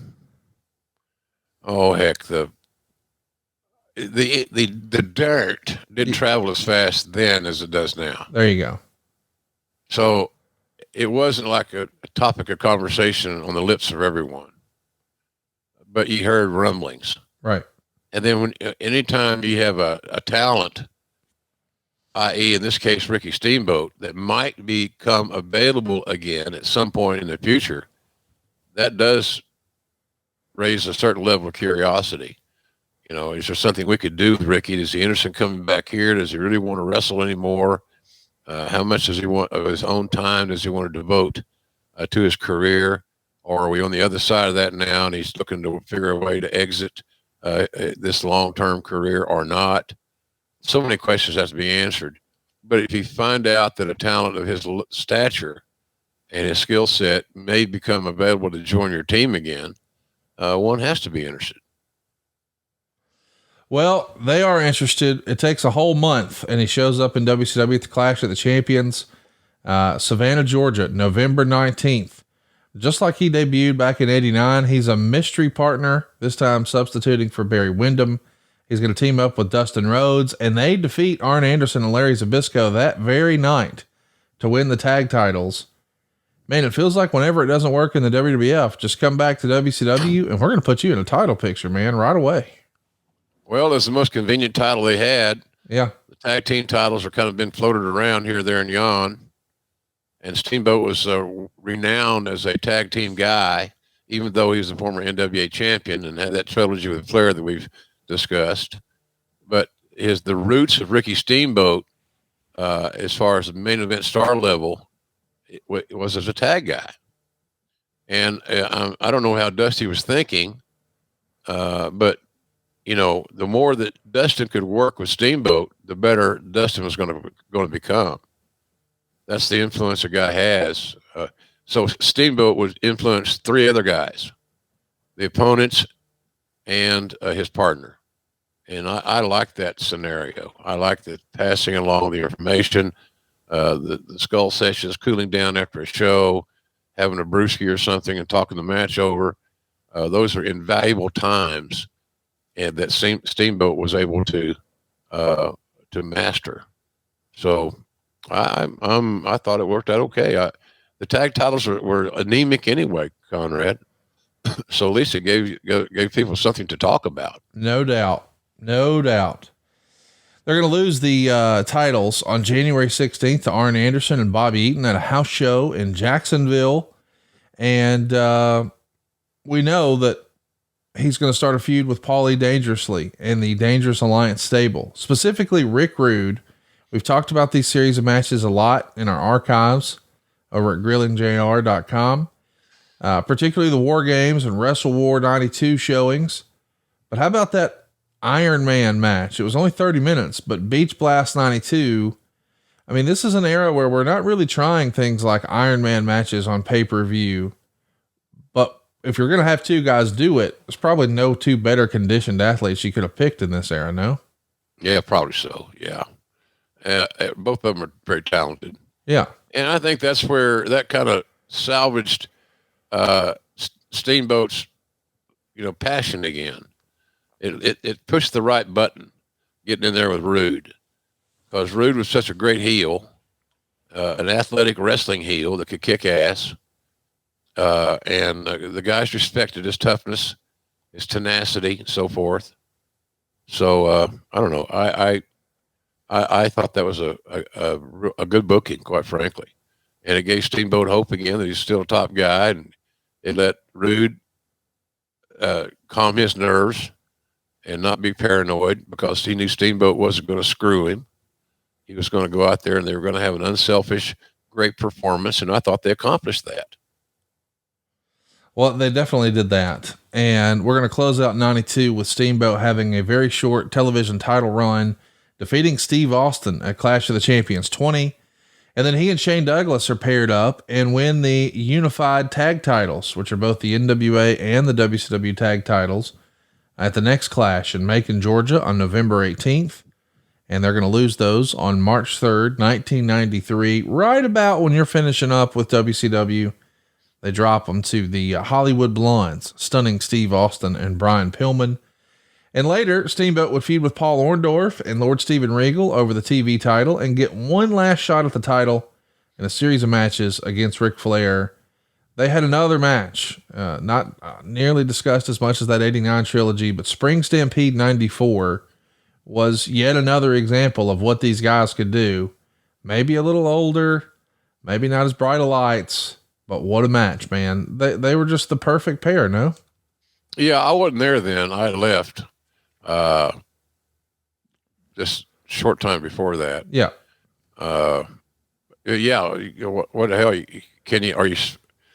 Are we supposed to be surprised they had another great match? No, I don't think so. His final matches in WCW would see him defeat Steve Austin for the U.S. title at the Clash of the Champions in August, but unfortunately he has to forfeit the title due to a back injury. And then shortly afterwards, he's fired by FedEx, thanks to our old pal Eric Bischoff. He's still out when he's injured, and gets this news. And that's it. He's going to retire from wrestling and stay away for several years. Kind of a sad ending. This is a guy who had done it all. Former U.S. champ and TV champ and tag champ and intercontinental champ and world champ. And then it all ends with a FedEx, man. Yeah, I think not specifically referring to Eric's FedEx, but I thought at the end of the day, Steamboat deserved better on his exit from our business. Yes. I thought he had paid enough dues. He had contributed mightily. So I thought that he probably deserved a little bit better treatment on his way out. I mean, out than he got. I'm not blaming Eric for that. It's just the way the lay of the land was. But, all of a sudden it was inadvertently perhaps, but Steamboat became the forgotten guy. Hey y'all, you remember those New Year's goals you promised yourself you'd stick to? Well, HelloFresh is here to help you eat better by delivering fresh ingredients and easy recipes right to your door, taking the hassle out of dinner time. Maybe you've been looking for a way to eat well and save money. You can also cut back on expensive delivery and takeout and get started with HelloFresh. It's fast, it's easy, and it's affordable for you to whip up a restaurant quality meal right in your own kitchen. By the way, they make it super easy. They've got pre-portioned ingredients and easy to follow recipe cards, and it cuts out all the guesswork. It cuts out all the waste, and I highly recommend that you do it with your special someone. This is going to be something they don't expect, and the food is going to exceed your expectations. It took out all the hassle for me. I didn't want to have to think about what all do we need to buy. Now let's plan a trip to the store together. Now we got to do all this prep together. No, man, let's open the box. Let's get to it. Let's have some fun. Let's eat a great meal. And they are not going to expect you to be doing it with them. I recommend it highly. Check it out. My wife and I, we tried the seared steak and potatoes. Absolutely loved it. She's a big fan of the Southwest pork and bean burritos. I have to admit, I didn't see that coming. I didn't think she'd like Southwest pork and bean. Turns out she did. I bet since it's a burrito, Dave Silva would too, but that's a story for another time. Go right now to HelloFresh.com/JR65. Use our code JR65 and we're going to get you 65% off plus free shipping. You heard me, 65% off plus free shipping when you go to HelloFresh.com/JR65 and use the code JR65. I cannot believe they're giving you 65% off. They are America's #1 meal kit. And when you try it, you'll see why. It's delicious, it's easy, it's fun, it's fast, and it's better for you. It's HelloFresh.com/JR65 and use that promo code JR65 to get 65% off and free shipping. Thank you, HelloFresh, for sponsoring today's program. And please support our sponsors. If you're listening to this program, it's sponsors like HelloFresh that make it possible. And I'm just telling you, you're going to get put over if you do this with your special someone. HelloFresh.com/JR65. Use that special code JR65 and we're going to hook you up. 65% off plus free shipping at HelloFresh.com. It's unbelievable to think that that's the way it sort of ends, but that's not the end of his story. In general, he's going to have a big hand in helping some young startups called TNA and Ring of Honor in the early 2000s. He's going to come in as an official or mostly doing guest referee spots. But he finally comes back to the WWF in 2005. At this point, of course, it's called WWE. He's going to be a road agent. And there was even a rumor that he requested a match against Ric Flair at WrestleMania 22 in 2006. But of course, we know that didn't happen. Could you have seen that happening? A Legends match, if you will, at WrestleMania 22? Yep. Why not? Yeah. What's the downside? Right. Looking at some of the other individuals that are taking up TV time on that pay-per-view and tell me they were more deserving and that that they would put on a better match than Flair and Steamboat. I challenge you to do that. So yeah, it just wasn't Vince's idea. Sometimes when things are not his idea, he looks at them a little bit differently. This was one of those cases. In early 2009, Steamboat was announced to be an inductee in that year's Hall of Fame in Houston. And after the announcement, he was attacked by Chris Jericho to set up Steamboat's first match in nearly 15 years. Of course, Jericho's going to win a handicap match. It's an elimination match, if you will, over Jimmy Snuka, Roddy Piper, and Steamboat. Steamboat was able to go toe to toe with Jericho, man. It didn't look like he had missed a beat here. It was kind of shocking, if I'm honest, to think, I don't know why it was, but it's been 15 years and he looked like he was ready to go, man. Like Shawn Michaels returning from 7 years. Yes. Yes. That type thing. Is that how much timing did they lose? How did being off for an extended length of time affect their bell-to-bell game? As we saw when Shawn Michaels returned, it had very little effect, if any. he was still great. He came back and tore it up, and it shocked a lot of people. Steamboat is dressing in the same locker room, so to speak. That's him. He's not going to allow himself to be embarrassed or by his own work. So he wanted to control his destiny more often than not. And I don't know. I'm glad he got the shot. I was surprised at that booking. I remember when we were discussing that, it seemed to be awkward because you're dealing with Piper and Snuka and Ricky and Chris. So now you got 4 strong personalities involved in this equation, and that can lead to many discussions, meetings, and so forth. Like Piper would be concerned about creative and the money. Snuka would be more concerned just about the money, and Steamboat just wanted to wrestle. So maybe they got all those goals fulfilled, because I know that those guys got paid well, and because I was there when that happened. Yeah. So, but it was an interesting booking. I'm glad it worked out as well as it did, because I wasn't expecting it. I thought it overachieved. Well, I'll tell you what, you knew he was going to be in great shape, and you knew he was going to be ready. And I can't help but wonder if he had something like athletic greens way back then, because boy, it is the perfect way to start your day right. If you're looking for something to get you better gut health and more energy, and maybe optimize that immune system, maybe you hate taking pills or vitamins, or maybe you just want a supplement that tastes great. Well, AG1 checks all the boxes. Now, what is this stuff? Well, with one delicious scoop, you're going to absorb 75 high quality vitamins, minerals, whole food source superfoods, probiotics, and adaptogens, everything you need to start your day right.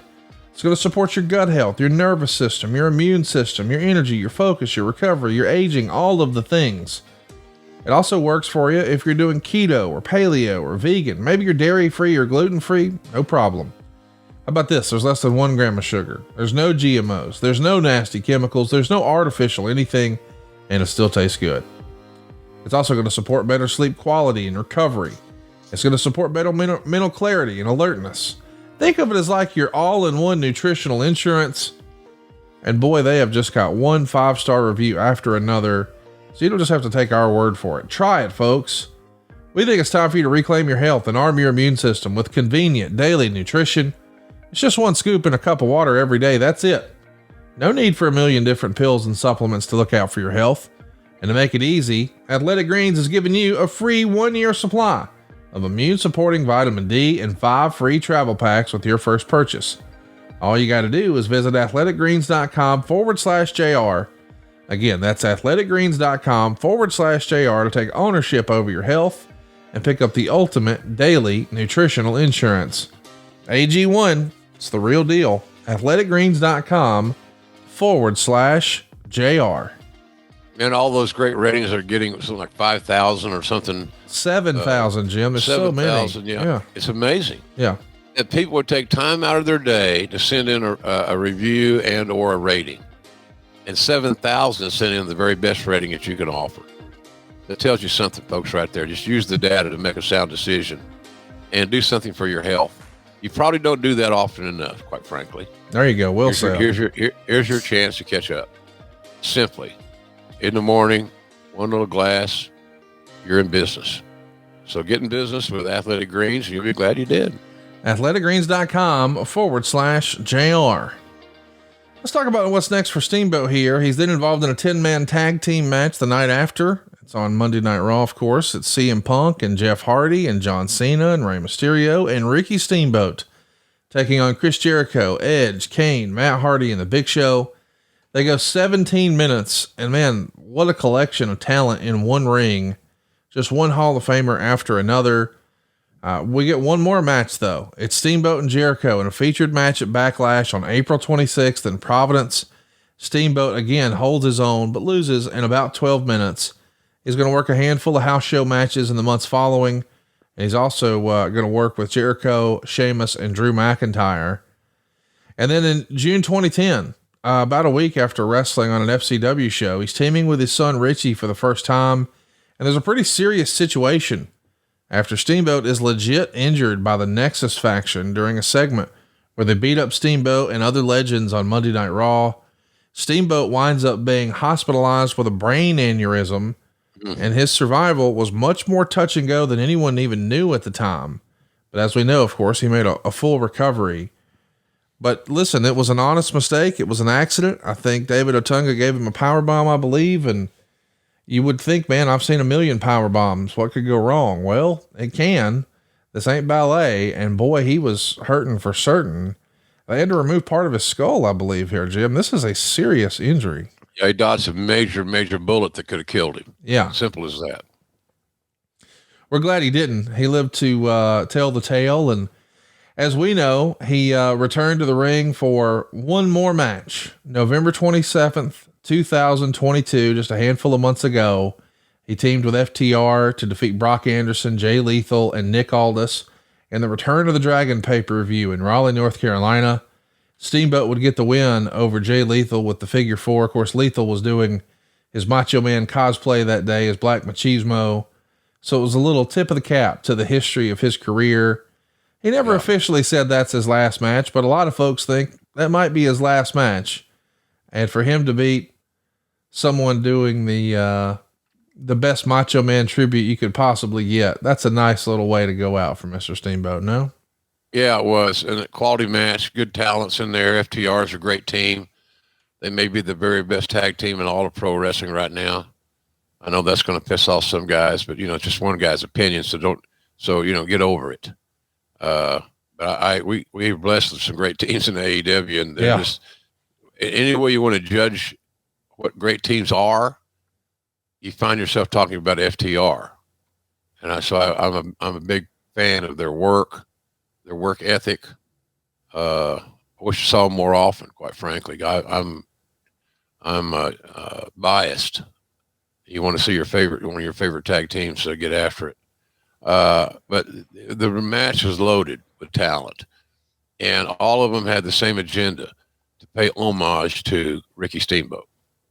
And I thought that was just cool as hell. Fantastic.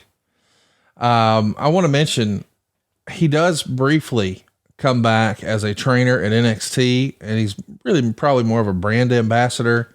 And then he got released in 2014, but I've always wondered, why doesn't he work in a backstage capacity with WWE or AEW? Like, it feels like, man, you want to talk about sitting under the learning tree. Who better to tell you how to be a babyface than Ricky Steamboat? No?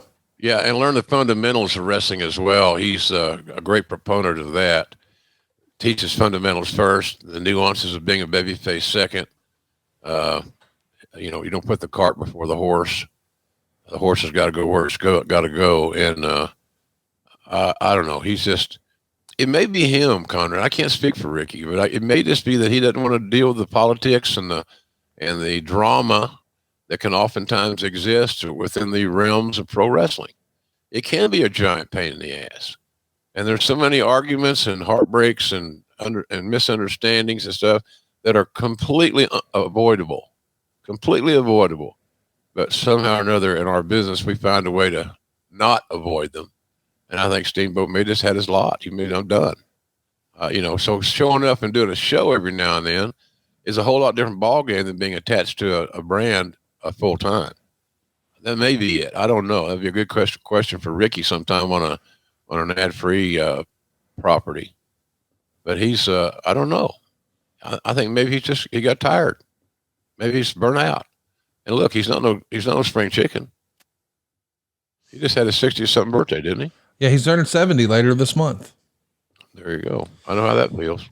Let's do a handful of questions, and then we'll wrap this one up. Shady White Deacon wants to know, does Ricky Steamboat return to the NWA if Dusty is still the booker? That's a good question. Huh. Well, it would depend on the cash and creative. Oh, there you go.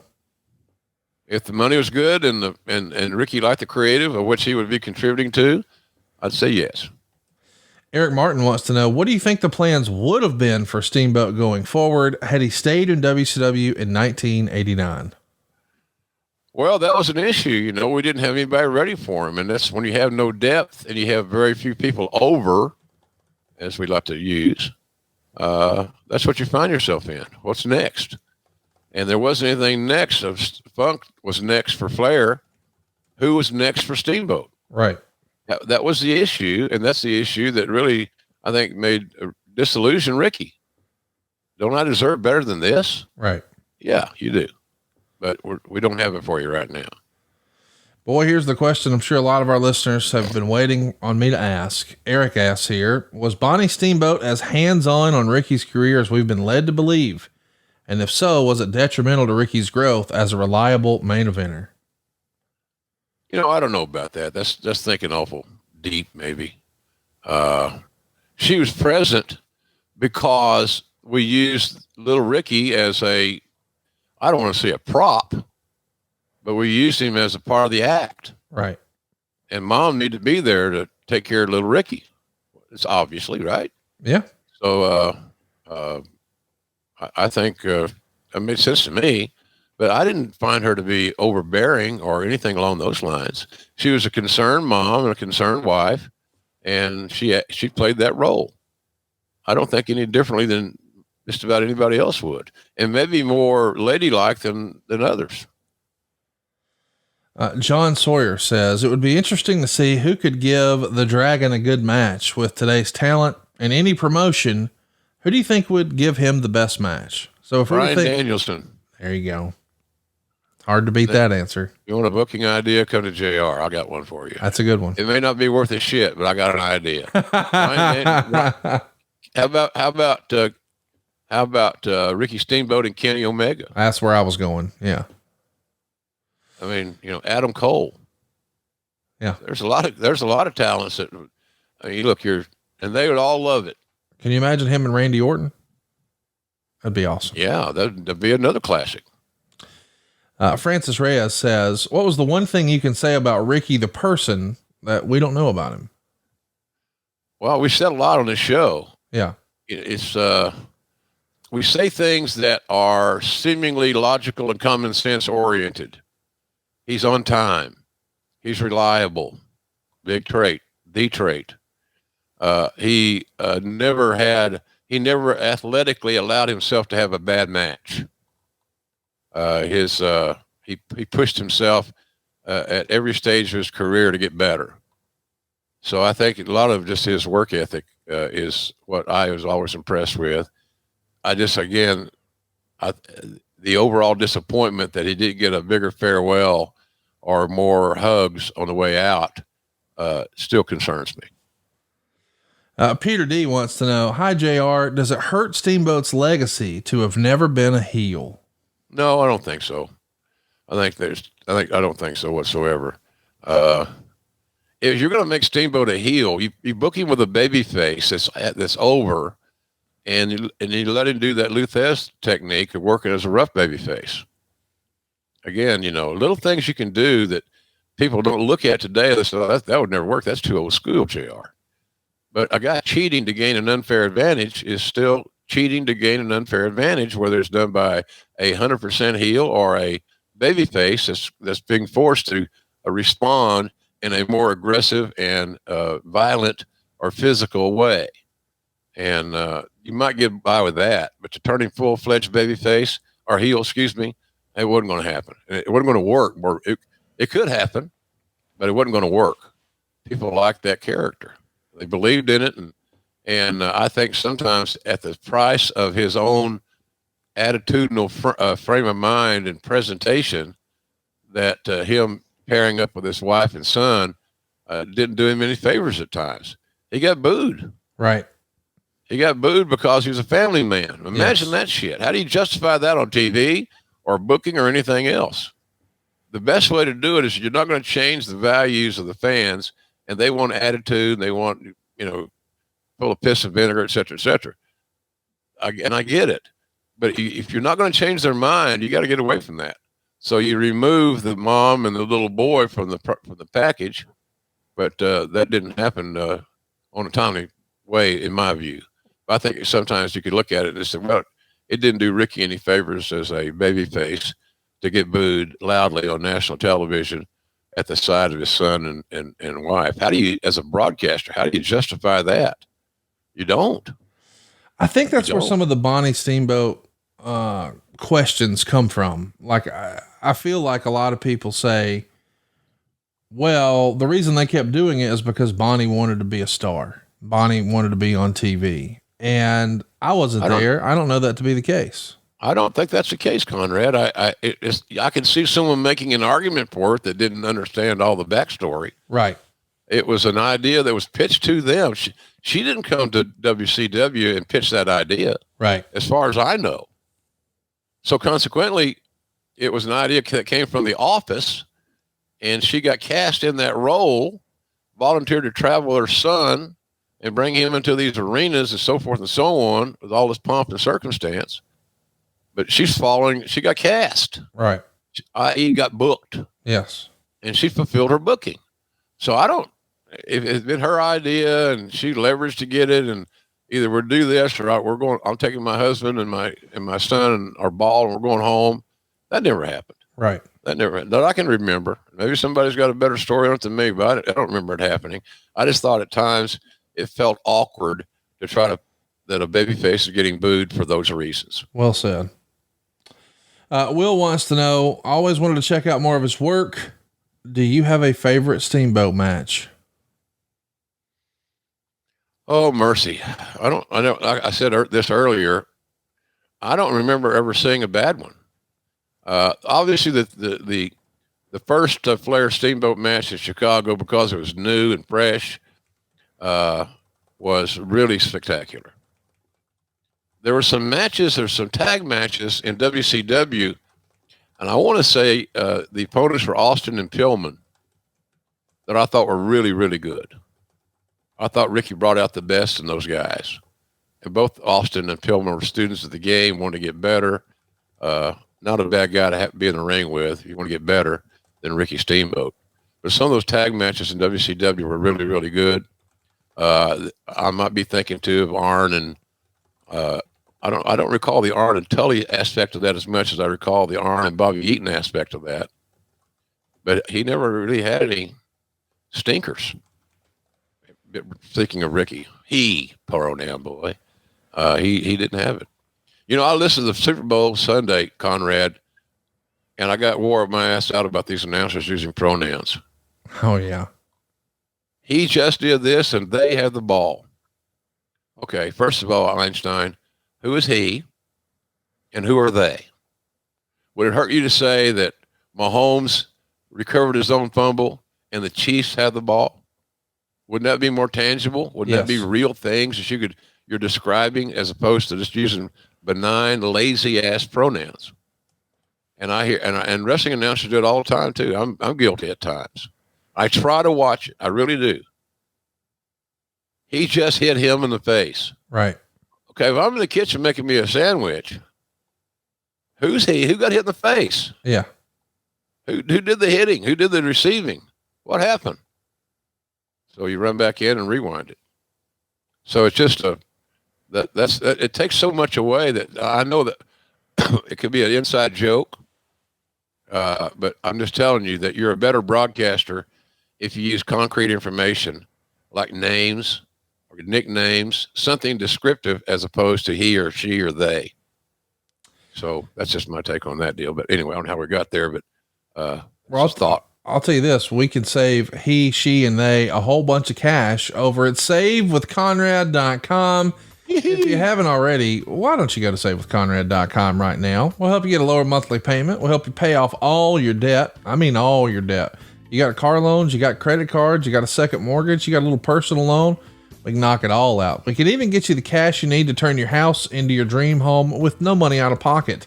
Maybe you want to put a pool in time for the summer this year. Maybe it's time for some new hardwood floors, or maybe it's time for a rainhead shower. You can make all that happen at savewithconrad.com.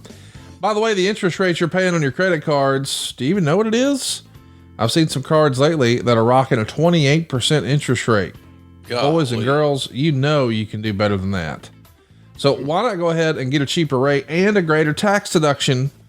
Let me explain. The interest you pay on your mortgage, well, that's tax deductible, but the interest you pay on a credit card, not so much. We'll even show you how to skip your next 2 house payments. You'll skip your March and your April payment. You're done until May. And it all happens at savewithconrad.com. As a reminder, we've got an A+ with the BBB, and I'd love for you to see all of our 5-star reviews over at conradreviews.com.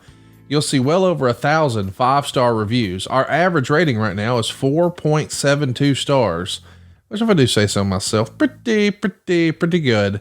Find out how much money you can save. Seriously, folks, we're helping people save over $1,000 a month just because they listen to this podcast.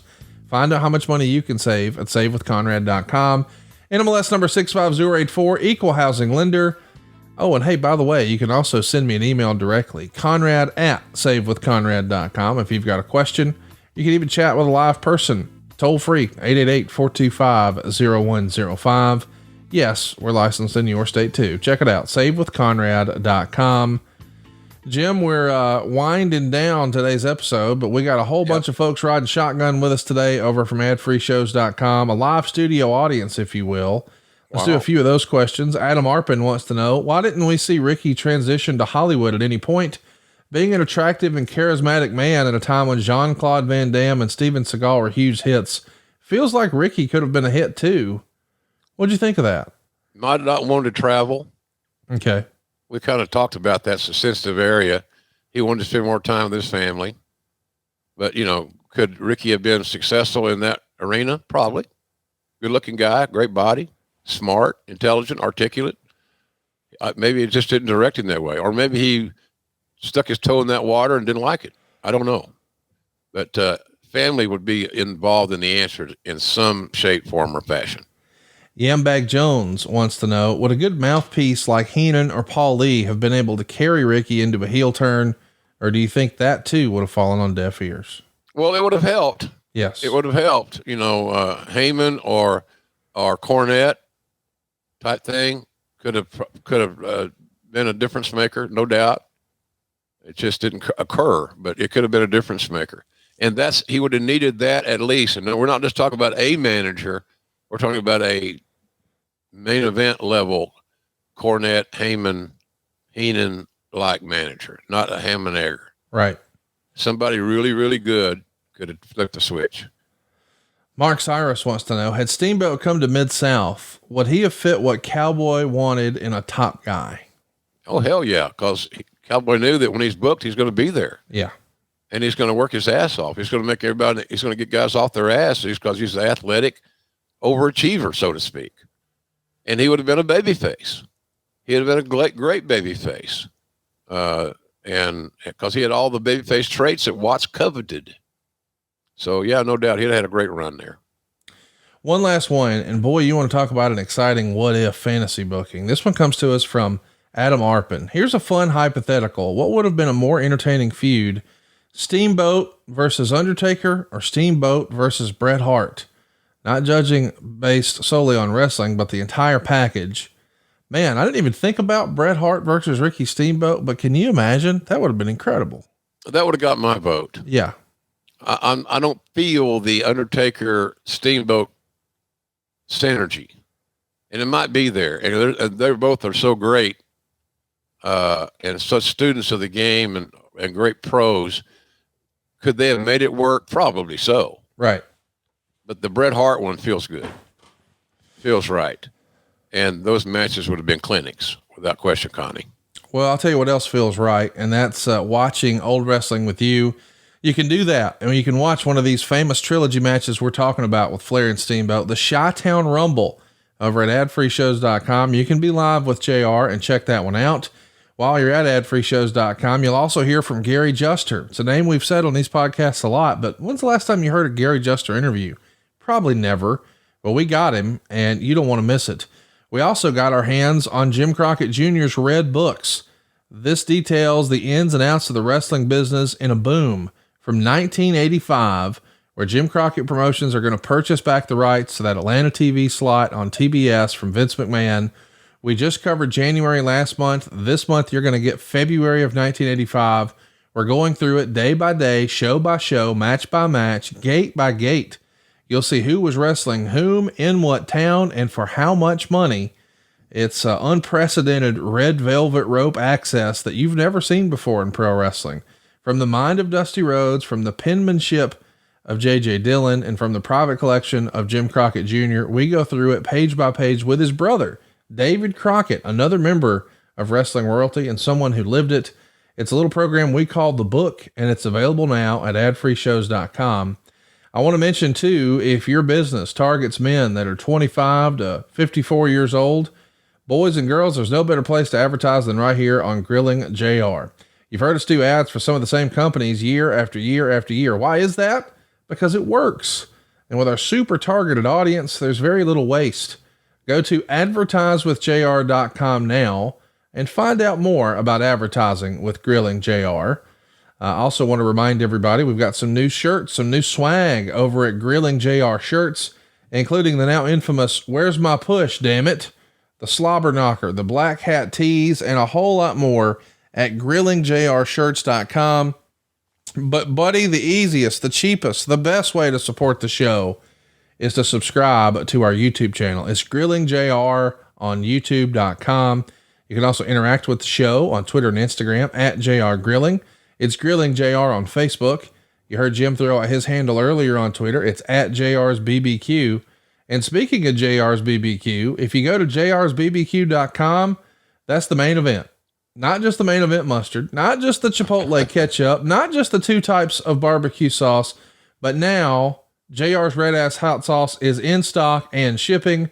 And buddy, I talk about it every chance I get, every single show for years now. The all-purpose seasoning for the Super Bowl, Jim, we had wings, we had turkey, we had chicken, and all 3 had one thing in common: JR's all-purpose seasoning. It's hard to beat, man, at jrsbbq.com. Yeah, it's a great tag team you got going there, Conrad, with that protein and the all-purpose seasoning. That all-purpose seasoning has just been a star. And once people discovered it, it became their go-to. And we got small bottles, we got big bottles, and Conrad's being nice because he loves it and he uses it every day, seemingly. But I really appreciate everybody's business. The thing that we're selling a lot of right now, JR's original barbecue sauce is our #1 seller. Red Ass Hot Sauce is doing really good for a brand new product. It's doing great. People are trying it. They're liking it. They're responding to it. And of course, then the all-purpose seasoning, I can see it just sitting out on somebody's counter. Yes. There, it's always there. So when you're cooking on your stovetop, for example, you got a little, there's right there. And so it works out well. So jrsbbq.com. I think you'll like the gift boxes.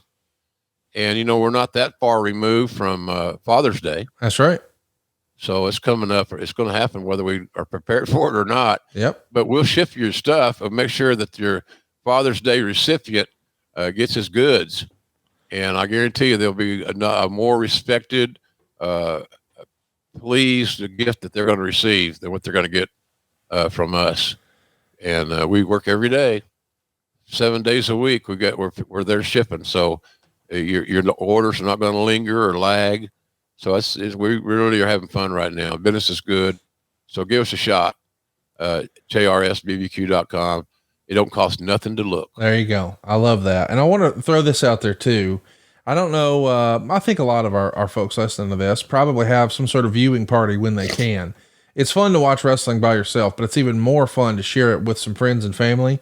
And I often do that for the big pay-per-view events. So like AEW has their big Revolution show coming up. And of course, in a couple of months, we're going to have the big WrestleMania show. Yes, you can order your pizza delivery, but you know what's even more fun? Creating an experience. Why don't you go out there and fire up the damn grill with your boys and make sure you're throwing some healthier meat on there with some JR's all-purpose seasoning. Throw a little barbecue sauce on there.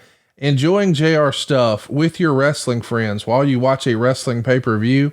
It's a winning proposition. Check it out, jrsbbq.com. And by the way, next week, Jim, we got a hell of a show. We're talking No Way Out 2003. Hulk Hogan is returning to the WWE, and we're going to start down a road that is going to be quite an incredible run.